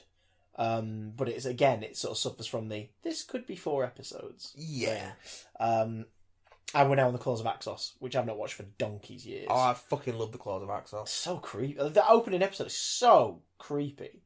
Like, it's so, like, sort of Lovecraftian meets War of the Worlds kind Makes of stuff. a good double bill with Life Force. Yes! Oh my god.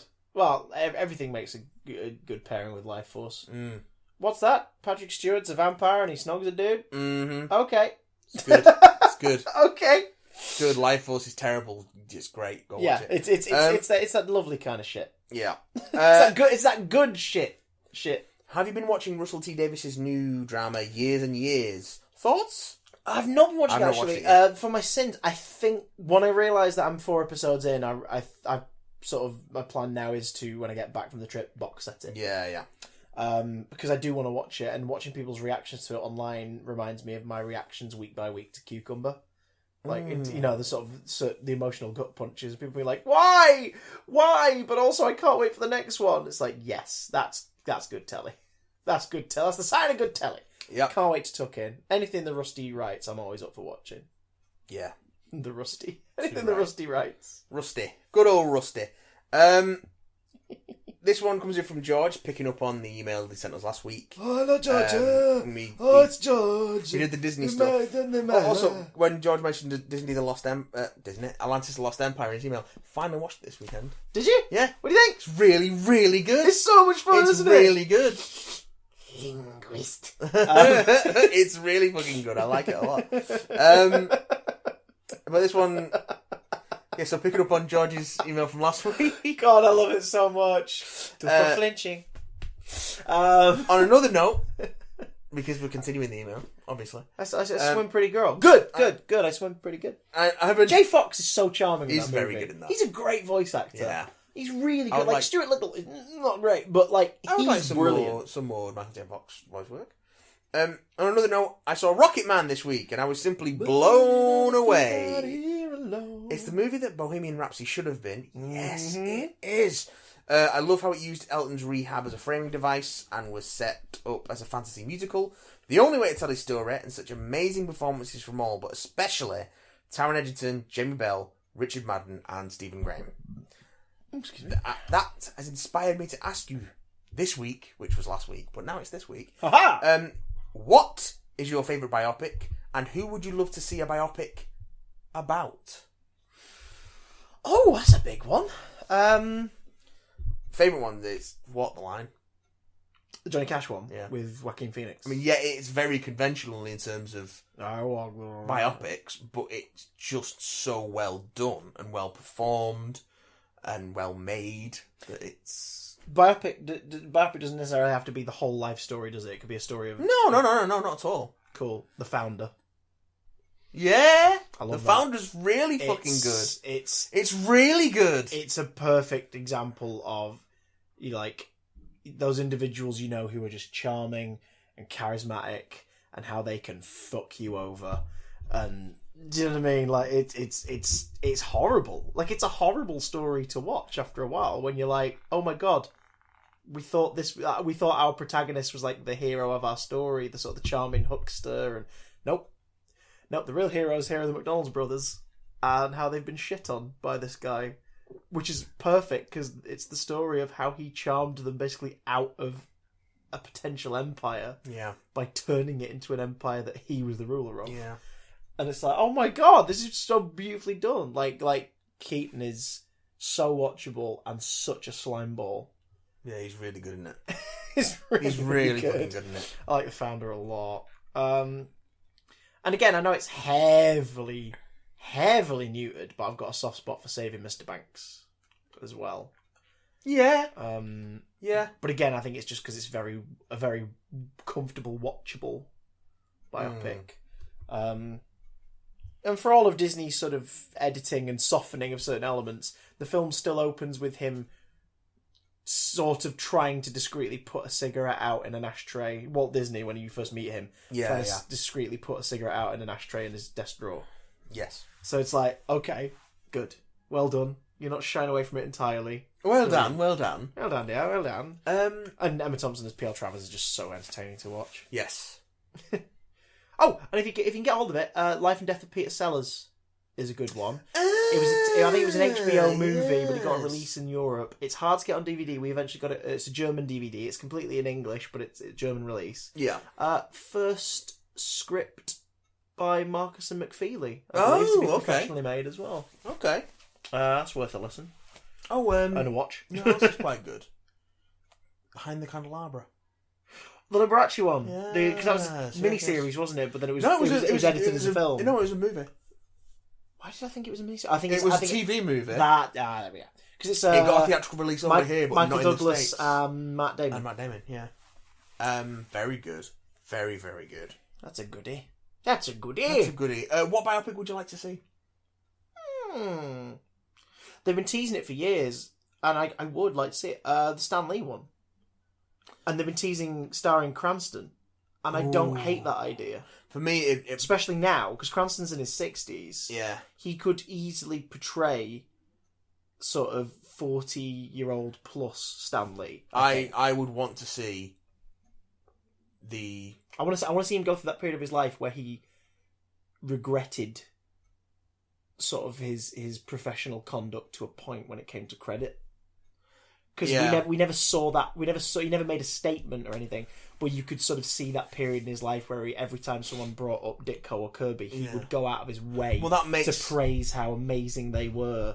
It would make sense that if you're going to do a biopic of Stan Lee, what you actually do is you do Stan Lee and Jack Kirby / Steve Ditko. True. And the creation of the formation of early Marvel. But I kind of want to watch a man reflecting on past glories and wondering whether he went the right way with it. And also, because there's that period in the 80s, 90s where he just sort of was kind of not forgotten, but he wasn't... He was a figurehead of Marvel, but he wasn't a creative force anymore. Yeah, it's like, imagine all of your babies being completely out of your hands, even though legally they always were out of your hands. Although what he was trying to do at that point was sell them to other people. That was mostly his role. That was his bab. Yeah. Also, just tell it as a Roman story. Like, don't make it a focus on Stan Lee, the icon. Make it a focus on Stan and his wife. Tell that story. Him, Stan and Joni. Just tell that story because they were wonderful as a couple. They were so sweet. I would love to see a Stan and Jack. Yeah. But you could do that as a fucking could you imagine a series of the history of Marvel Comics? Oh God, yeah. With all those fucking amazing writers coming through. Oh, stop! He's posing Minnie while she's asleep. She's holding my phone. Oh, it could be called Cameo. Literally, you could use the framing device of Stan's soapbox and editor's notes. Yeah. Any other biopics you think would be really interesting to see? Wheat. We wouldn't get it. We wouldn't get it now per se. Yeah. But I'd love to see one based on Sia. Because Sia has been in the music industry for like 20 plus years, but it's only in the last like 5 or 6 she's been an artist who's her own thing. That is interesting. She's written on a shitload of like gold and platinum hits over the last 20 odd years. Yeah. Like she's one of Rihanna's biggest writers, like one of her most recurring writers. Yeah. I want to know that story, like the story of the absolute freaking amazing talent who decides, no, I'm good over here. Do you know what I mean? Like, I want to know that what makes her then go, actually, no, now's my time. Now I want to step up. I want to know that story. And I want whoever plays her to have to wear that wig from her promo and performance stuff for the whole thing. So we never see their face. Never see the face. Yeah, that would wait be a few years, cast Emma Stone. Oh. I think she could easily, based on like what we've heard of her singing voice as well, I think she could easily Taron Egerton style match Sia's vocals to a point. Yeah, possibly. That'd be a fun one. Very possibly. Or if you want to keep up with the music bio, I want to see the last year of the Spice Girls. Oh. Like Jerry leaving and what happens next. I want to see that. Yeah, that sounds interesting. That does sound interesting, actually. Oh. Are there any other, like, crazy... like ridiculous breakups and stuff? What are the like, musicians or sort of romances that would be would have interesting? been not romances. I'm not interested in airing people's a dirty really laundry, probably, but- a really pretentious movie called Conscious Uncoupling Oh, about fuck the last year of Gwyneth Paltrow and oh god, wait a moment, Coldplay, Chris, what's his name? Chris Martin. It's got to be really, but it's got to be directed by like oh god, Wes Anderson. Yeah. It's got to be really pretentious and weird and quirky. Why the fuck not? Goop is depicted as a Willy Wonka-esque factory. Oh. I watched the shit out of that. No, I can't do it. I'm trying to think of any music ones that I'd really like to see. Fresh Prince. I think he's maybe The story of the nicest rapper, or the cleanest rap. I think he's Back when the probably genre was growing popular and people were like, who the fuck is this family-friendly, squeaky clean kid? I don't know if anyone would see it because he's kind of an obscure figure now. Go for it. It depends on the trailer and the actor. That'd sell it. Biopic of Pete Steele, Typo Negative. Okay. What would the story be? I don't know. Just he's an interesting dude. Just an interesting fella. Yeah, and sadly passed away, and great musician, and I just thought it might be interesting to look into his career. Alice Cooper, Yeah. based on when he kicked substances earlier in his career. Yeah. He left it. Yeah. So tell the story of someone literally after that period. Yeah. I don't believe he was a big drug. I think he was an alcoholic. Yeah. Lou knows it better, but like tell the story because like Elton uses the rehab as a framing device. But Yes. you tell a story of like of how do you continue that showmanship and that style after a big part of who you'd made yourself to be, like who you were, is gone. Like his creativity and Alice Cooper's style and everything didn't come from him being a drunkard. But put it this way, his first book, his first autobiography, he doesn't remember writing. And it's hard to get hold of as well as a result. But you tell it in the visual style of his shows. Yeah. So you make that a very stylized world. You maybe don't even refer to him as Alice. You maybe tell the story of Stephen, and you go down that route instead. I'd love that. That'd be cool. Stephen King. Oh that's just trivia. Yeah. He doesn't remember writing it. He doesn't remember writing the Tommy Knockers. Yeah, Cujo as well. The 70s and early 80s. Cujo was a coke binge, wasn't I it? think Over so. like 2 days. He just. And then he woke up and he's like, I've written a book about a murderous dog. so off his fucking rocker on fucking coke and booze and whatever. He doesn't remember writing entire fucking novels, and not short novels, like 600-700 page fucking novels. Doesn't remember them at all. That'd be pretty interesting. That would And be also, great. finally, the Seattle Bay Area the fucking San Francisco Bay Area thrash scene in the early 80s, particularly centering around Dave Mustaine's split from Metallica, which led to the formation of Megadeth, and probably ending around Cliff Burton's death. Oh my god! See, I want that for one major reason, and it's because I don't think we've ever had a biopic about like heavy metal ever. Not one that's been done like with an indulgence and a celebration of the genre. Rob Halford might be interesting as well, because as a gay man in metal, Yeah, when he came out in the 90s, yeah, that'd be a good one actually. after he left Judas Priest, that could be interesting. Black Sabbath, maybe.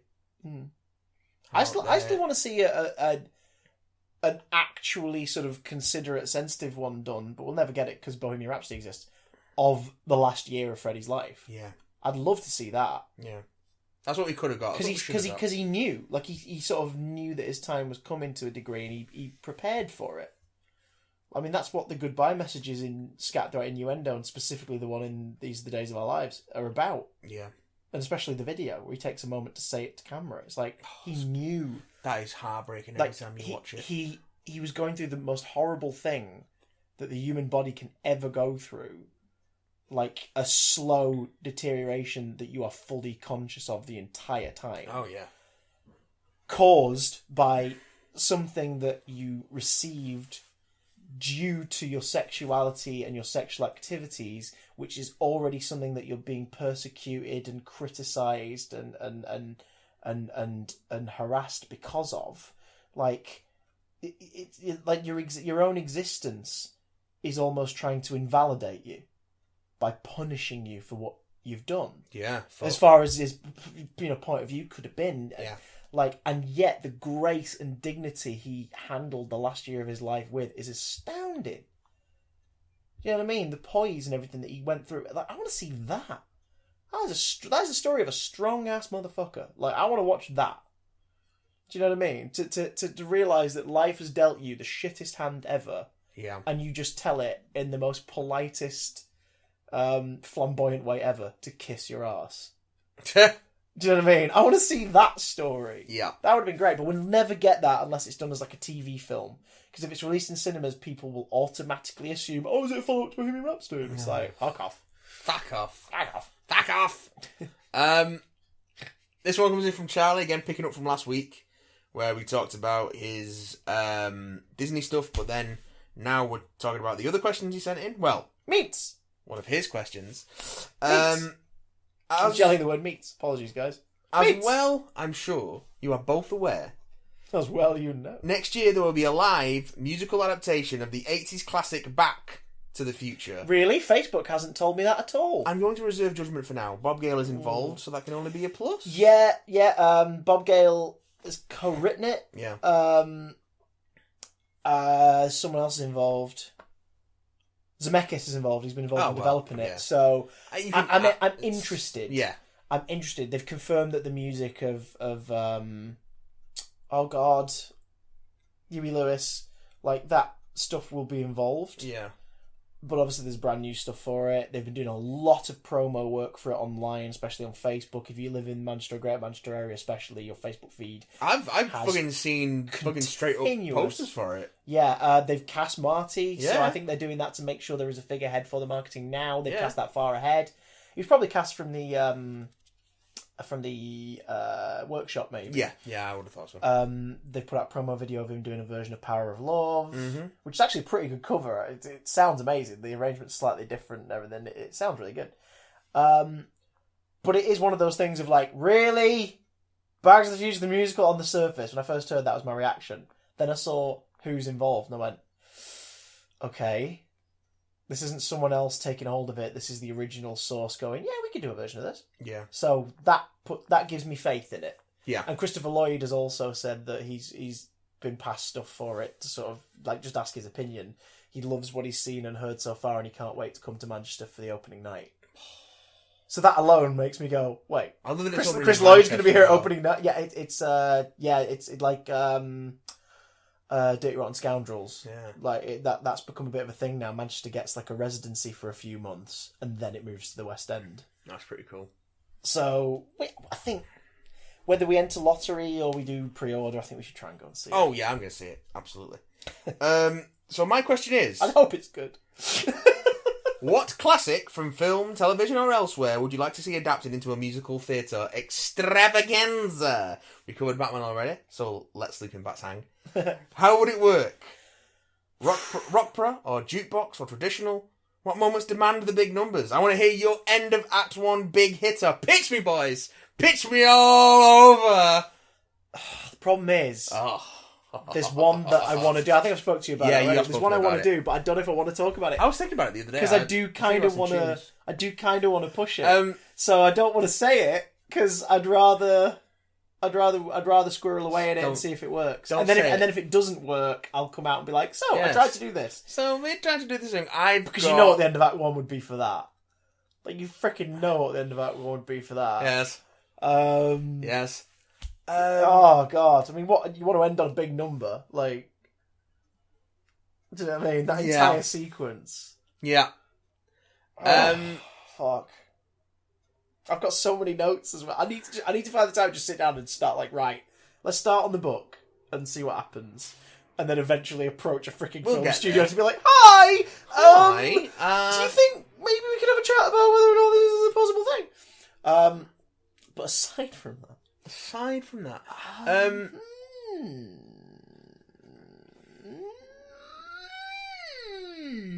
Bride of Frankenstein. Okay. Imagine being created just to be the mate of another abomination of science and nature. That's some anguish right there. Yeah. Yeah. Like, tell that... So don't tell it strictly exactly to the same story as Bride of Frankenstein, because then you're essentially just doing Frankenstein again, except there's a lady one in the mix. But, you know, imagine if your entire purpose in life was... You're brought to life and your entire purpose is to be the companion of someone else. That is a story as old as time.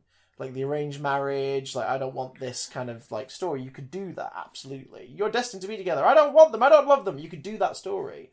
But you were made specifically for that. What is your identity? Are you meant to exist? Is it right that you exist?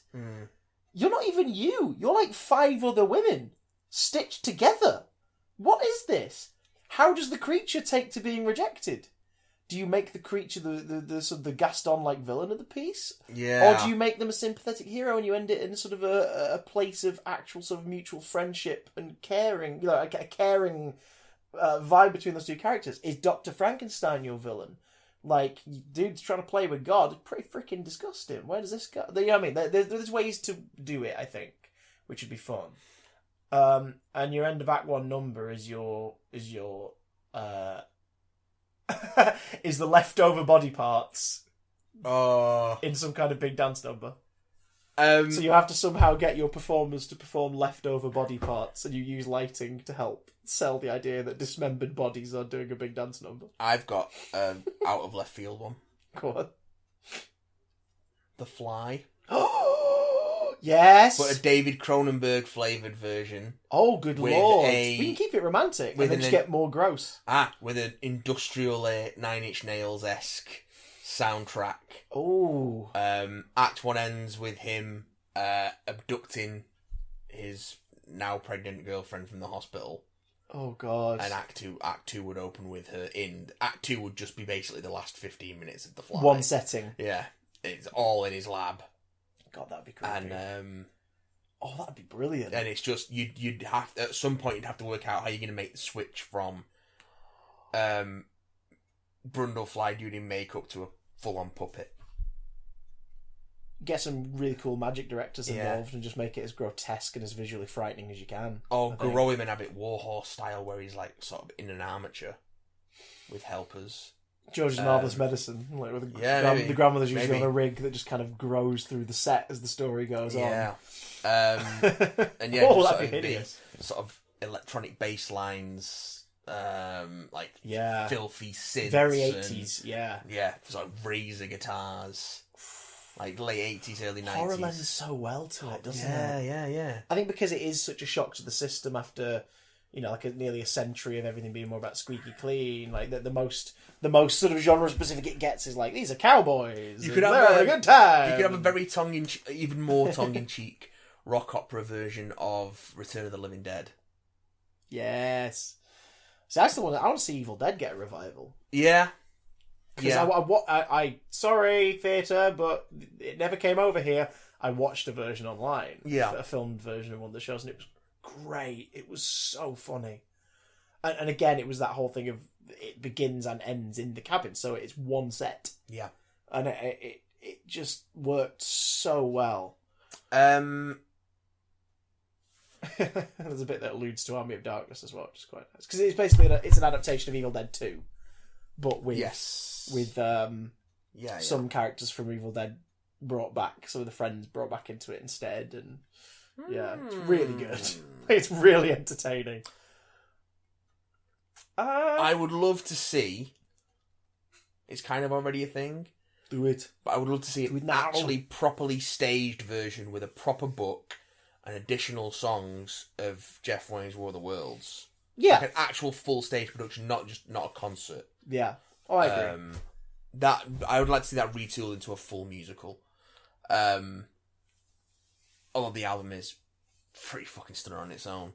I think some people have done. I think I remember reading about it years and years back before there was a stage show. Someone had, like some arts theatre school or somewhere in America had done a stage version. But I'd have to look it up in terms of how it actually worked. I don't know what else. I think horror's a good shout. Horror style musicals. There's been a couple of different Dracula musicals, so we don't need to touch that. Sabrina the Teenage Witch. Sabrina the Teenage Witch. Okay. Specifically Archie / Melissa Joan Hart sitcom style. Yeah. Like kitsch, but very aware of itself and piss-takey. With its squeaky clean sort of exterior. Make the plot that version of Sabrina, but whatever the sort of antagonistic force or the problem at the core of it is, lean more toward the Chilling Adventures style with that. So that it's that squeaky clean, isn't this fun, a witch living with her 2 witch aunts and a talking cat, lovely thing that suddenly kind of the tone of it is very frighteningly juxtaposed with this horrific thing. Yeah. What What because I love to see the squeaky clean stylings, like musically as well, merge with the horrific, like, oh my god! And it'd be like Hairspray style music. Yeah. That kind of aesthetic. Yes. Yeah. Like really poppy, upbeat. Okay. And then it's invaded by this other thing. Because you can have the two musical styles. You can have the musical style, the other one kind of creep into it. Yeah. That'd be nice. That would be good. That'd be kind of fun. I'm not sure what the end of Act 1 would be. I think the end of Act 1 would be some horrific visual that really establishes, this ain't your daddy, Sabrina. Do you know what I mean? Like, you do something really horrible. Yeah. Like, the set piece ends with something horrible happening. Like, someone's head exploding or something. Like, some visual makes you go, oh my god! This is a weird one. The Sabrina one was sensible. But after seeing what Tim Minchin did with Matilda... Yes. I think that might be my favourite stage musical of all time, actually. You know what I'd really like him to take a shot at? Just for the bonkersness of it. Go on. And you do it in a completely different... It wouldn't be quite the same tone as the film. Yeah. Although it'd take the central events of that as a Springboard. Sort of springboard. Jumanji? The OG? Yeah, the OG Jumanji with the Tim Minchin score, with the Tim Minchin songs. Yeah. You could do that really well, actually, because you set it... Like, you establish the household, and then you set it from Alan returning. Just the idea of this crazy fucking weird bloke appears in the attic. Or something like that. You sort of do it that way, the opening number is... You stage it entirely in the house. Yeah. And you do it George's Marvellous Medicine style of having like a raised set. Yeah. Of, like, you have the attic, then you have the first floor, and then you have the ground floor. Yeah. And you can... Because when it comes to the animal chaos growing, that set can just slowly change as the story goes on. Like, there's more vines and reeds on things, and... You can use some sort of projection stuff and puppeteering, like, while this is going on up here, and it's sort of not a non-key pivotal moment, but it's a visual. You've got monkeys suddenly, like, in the kitchen grabbing stuff and things like that, and sort of escalate the invasion of it all. Shit, that would be really fun, actually. Do you think, similar to the TV special, that a Psycho prequel? Staging... no. That a staging of Welcome to My Nightmare as a full-on musical, full-production musical would work. Yeah, so not necessarily a narrative with a book, but there's a visual narrative through line to it, like the album, and like the special. Yeah, so that'd be more of a through song sort of rock opera style thing.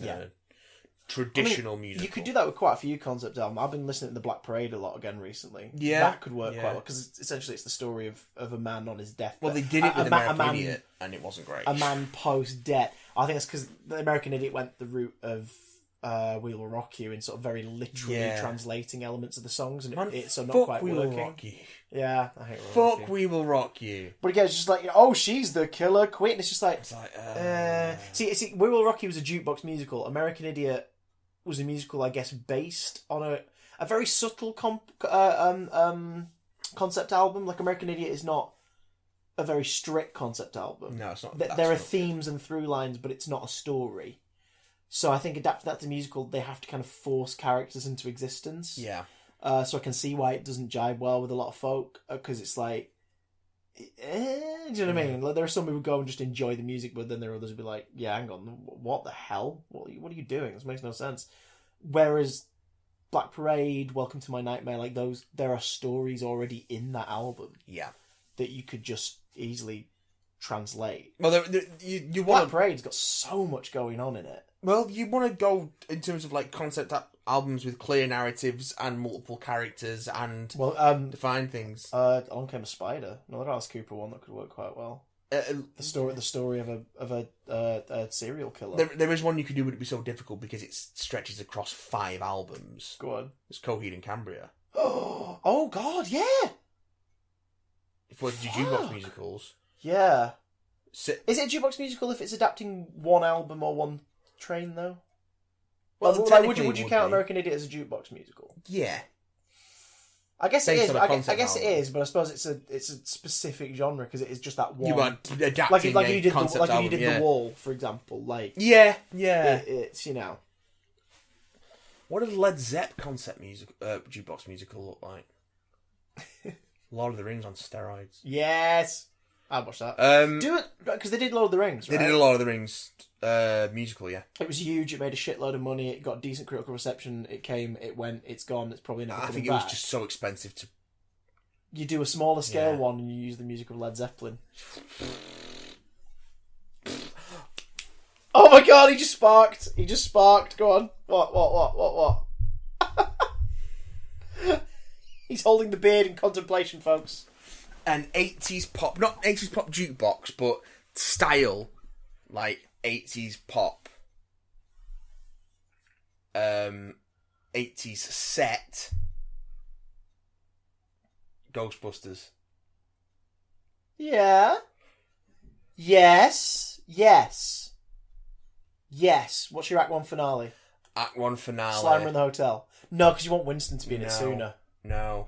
Maybe you introduce Winston, so you introduce Winston pre-Slimer anyway. The Act 1 finale is a montage, quote, scare quote, song of their rise to... So a Friend Like Me style Act 1 finale where it's like, it's a cavalcade of things happening. After Winston Johnson, it's their sort of whirlwind rush rise to fame. Because it's a montage in the film. But it's that kind of feel. But it's One Day More, but it's the Ghostbusters. One Day More, but Ghostbusters. But the Ghostbusters taking on different cases and becoming more and more famous. It's a great description. In any context, that's a great sentence. It's One Day More, but Ghostbusters. And Janine has a song called We Got One! You establish a physical embodiment of Gozer earlier, so that they can be throughout the story in some way. Maybe you have whoever's playing Dana play dual role using lighting. Like you literally have Gozer's ever present and is inside Dana. Yeah. Throughout the story. Maybe. Because that'd be cool. Probably make Venkman less rapey as well.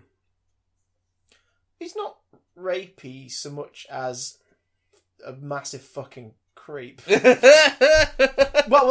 yeah. To be fair, like he doesn't try it on with her when possessed Dana tries it on with him, but he is carrying a load of sleep medicine in his bag. What was he going to do with that? Egon never sings. Like he has lines in the songs, but they're always spoken. Okay. And you have a bit where it builds up to him about to have a number and then he doesn't quite do anything. Something else happens. He just speaks. Oh my God, it's a spoken word thing that's just done in one tone. He speaks all of his sung lines.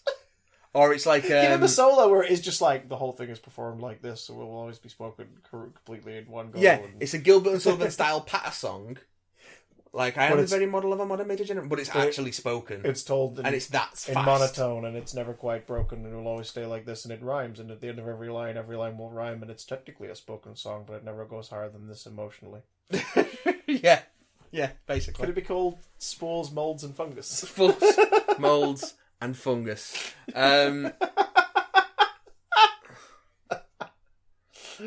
Oh, the Addams Family, but with a better book. Oh, whoa. The Monsters. I mean... That...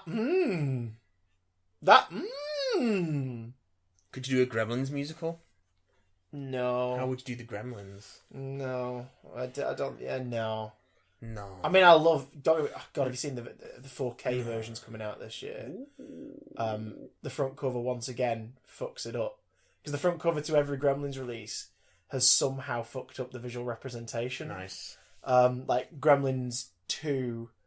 The poster is that great poster. The background, the behind the desk chair, and there's an arm reached out the chair. It's dipping a cigar, and the ashes are landing on Gizmo's head, who's peeking out the drawer. And it's a painting, but the Gremlin's got 3 fingers and 1 thumb. So your 4 fingers, it's already fucked up because they don't have those hands. So that's like, okay, that's the official poster, but fine, whatever. We'll get over it. Yeah.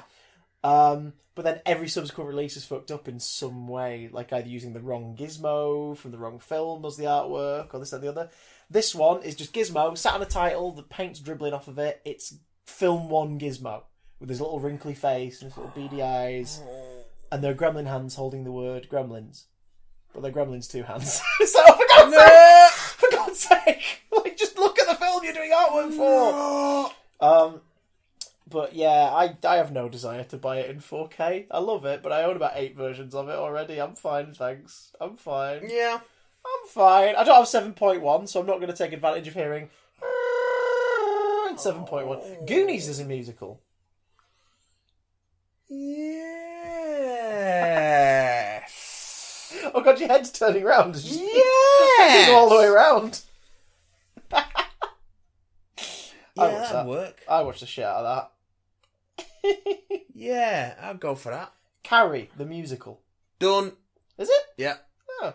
It got fucking slated. Cujo, the musical, but Cujo is played Wilfred style by a man in a onesie. By Elijah Wood in a onesie specifically.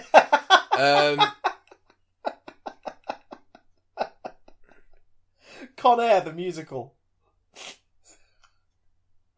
Yeah. Okay. Put the bunny back in the box. He's still holding it. He's still holding it. I'm gonna flip my lid. And as they say in the mnemonics, we be fucked. They Live, the musical. They live the music. Anything John Carpenter, really. Yeah. Big Trouble in Little China. Yeah. Because then he should just write. John Carpenter could just write the fucking songs. Yeah, maybe soften some of the archetypal stuff slightly. Yeah, maybe. Ever so slightly. But that would be a lot of fun. That would be a lot of fun, actually. They Live, I think, is a good shout. They Live. Because again, it's about... It's a very classical musical structure. It's about society and, you know, like what the people are telling them to do and rising up, which is a big an outsider comes into the lives of people and opens their eyes against a growing threat that regime they've never seen before. Yeah. Plus, you could just do those masks as literally as they do in the film. Like, when you do see the moves, just and all that stuff. Or... And it's all about the staging and the lighting as well to pull off the sort of the glasses scenes. Have the... Not the same design, but have That's them... the end of Act 1. The end of Act 1 is him putting them on for the first time, and everything in the set you see established throughout the whole thing, what you do suddenly looks completely different, is in black and white, and you have everybody in the stuff thing. on there in blacklight makeup. Yes, bitch! So what you do is when he puts the glasses on, you switch to a blacklight. But the news reporter's still got to be that weird puppet one that they use for the news reporter. Yeah, that is a bit weird. That's true. It's weird. It's so jarring. Like, it's clearly like a puppet, and it's like, oh, it's weird. Why? But it's creepy, and that's why. Yeah, That's it is why. creepy. God, but I could fucking go for hours on this one. I could literally go for hours. But I'm not going to. Instead, I'm going to do the final email. The email. This one comes in from Guy. Hey, Guy. Says, How you doing, Guy? Guy Gust. Guy Gust. With his great big magic gust. hi, Big Grist. Cast. Guy Grist. He's not to be confused with Gust. It's been a while since I last sent anything in. Apologies for that. No need to apologise. It's You cool. Send when you can. Problem is, the last thing he sent us was a finger, so we want to know if the hostage is still alive.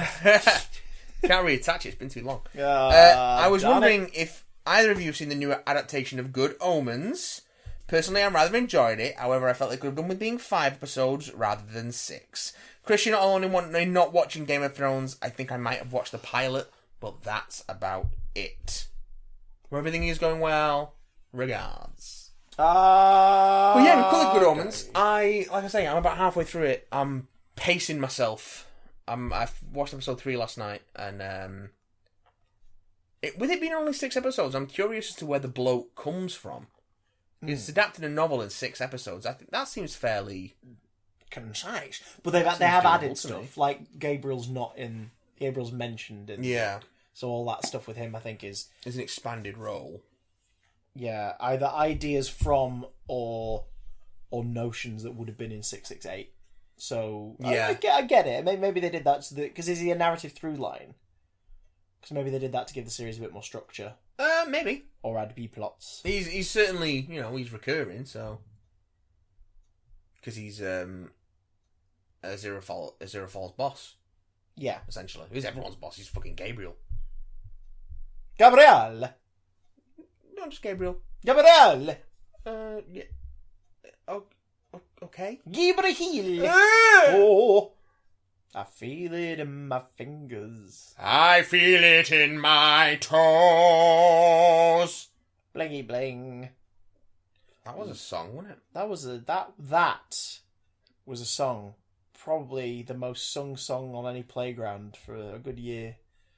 Because it was, I feel it on my fingers, I feel it up my nose. Pick it, lick it, flick it. And see how far it goes. Oh, we all thought we were Weird Al. Christmas is That's a all biopic. around me. Weird Al biopic. Weird Al jukebox musical.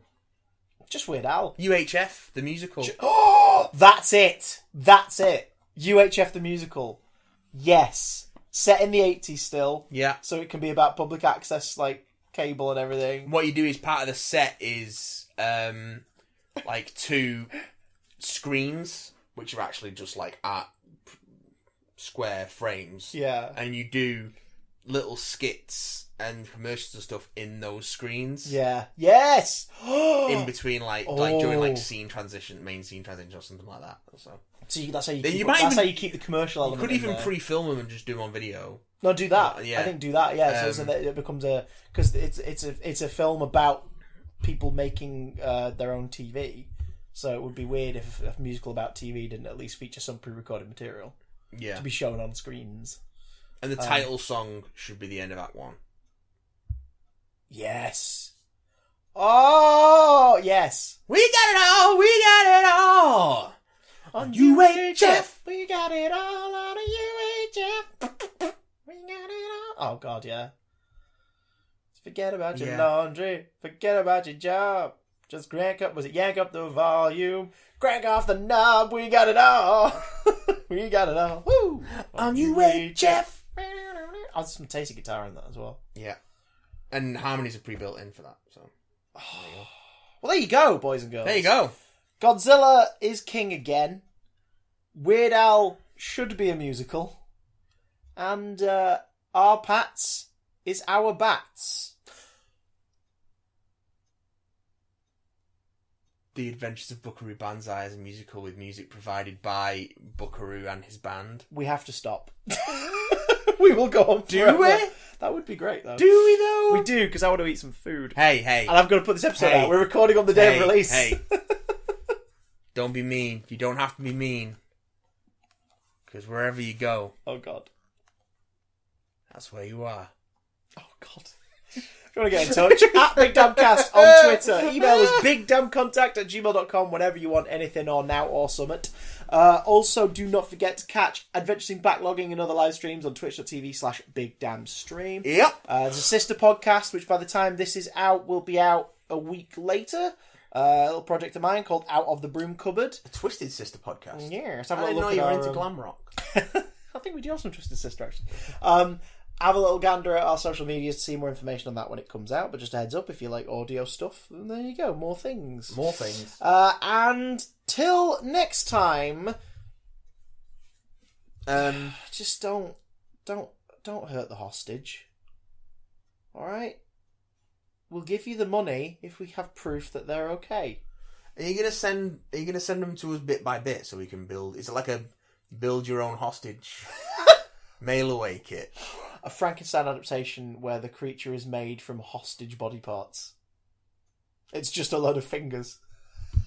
I don't hate it. Just a creature made of fingers. I don't hate it. Scuttling around. Oh, the fingerpede. As long as it doesn't poop. Frankenstein's fingerpede. Add it to the list. Can a baby?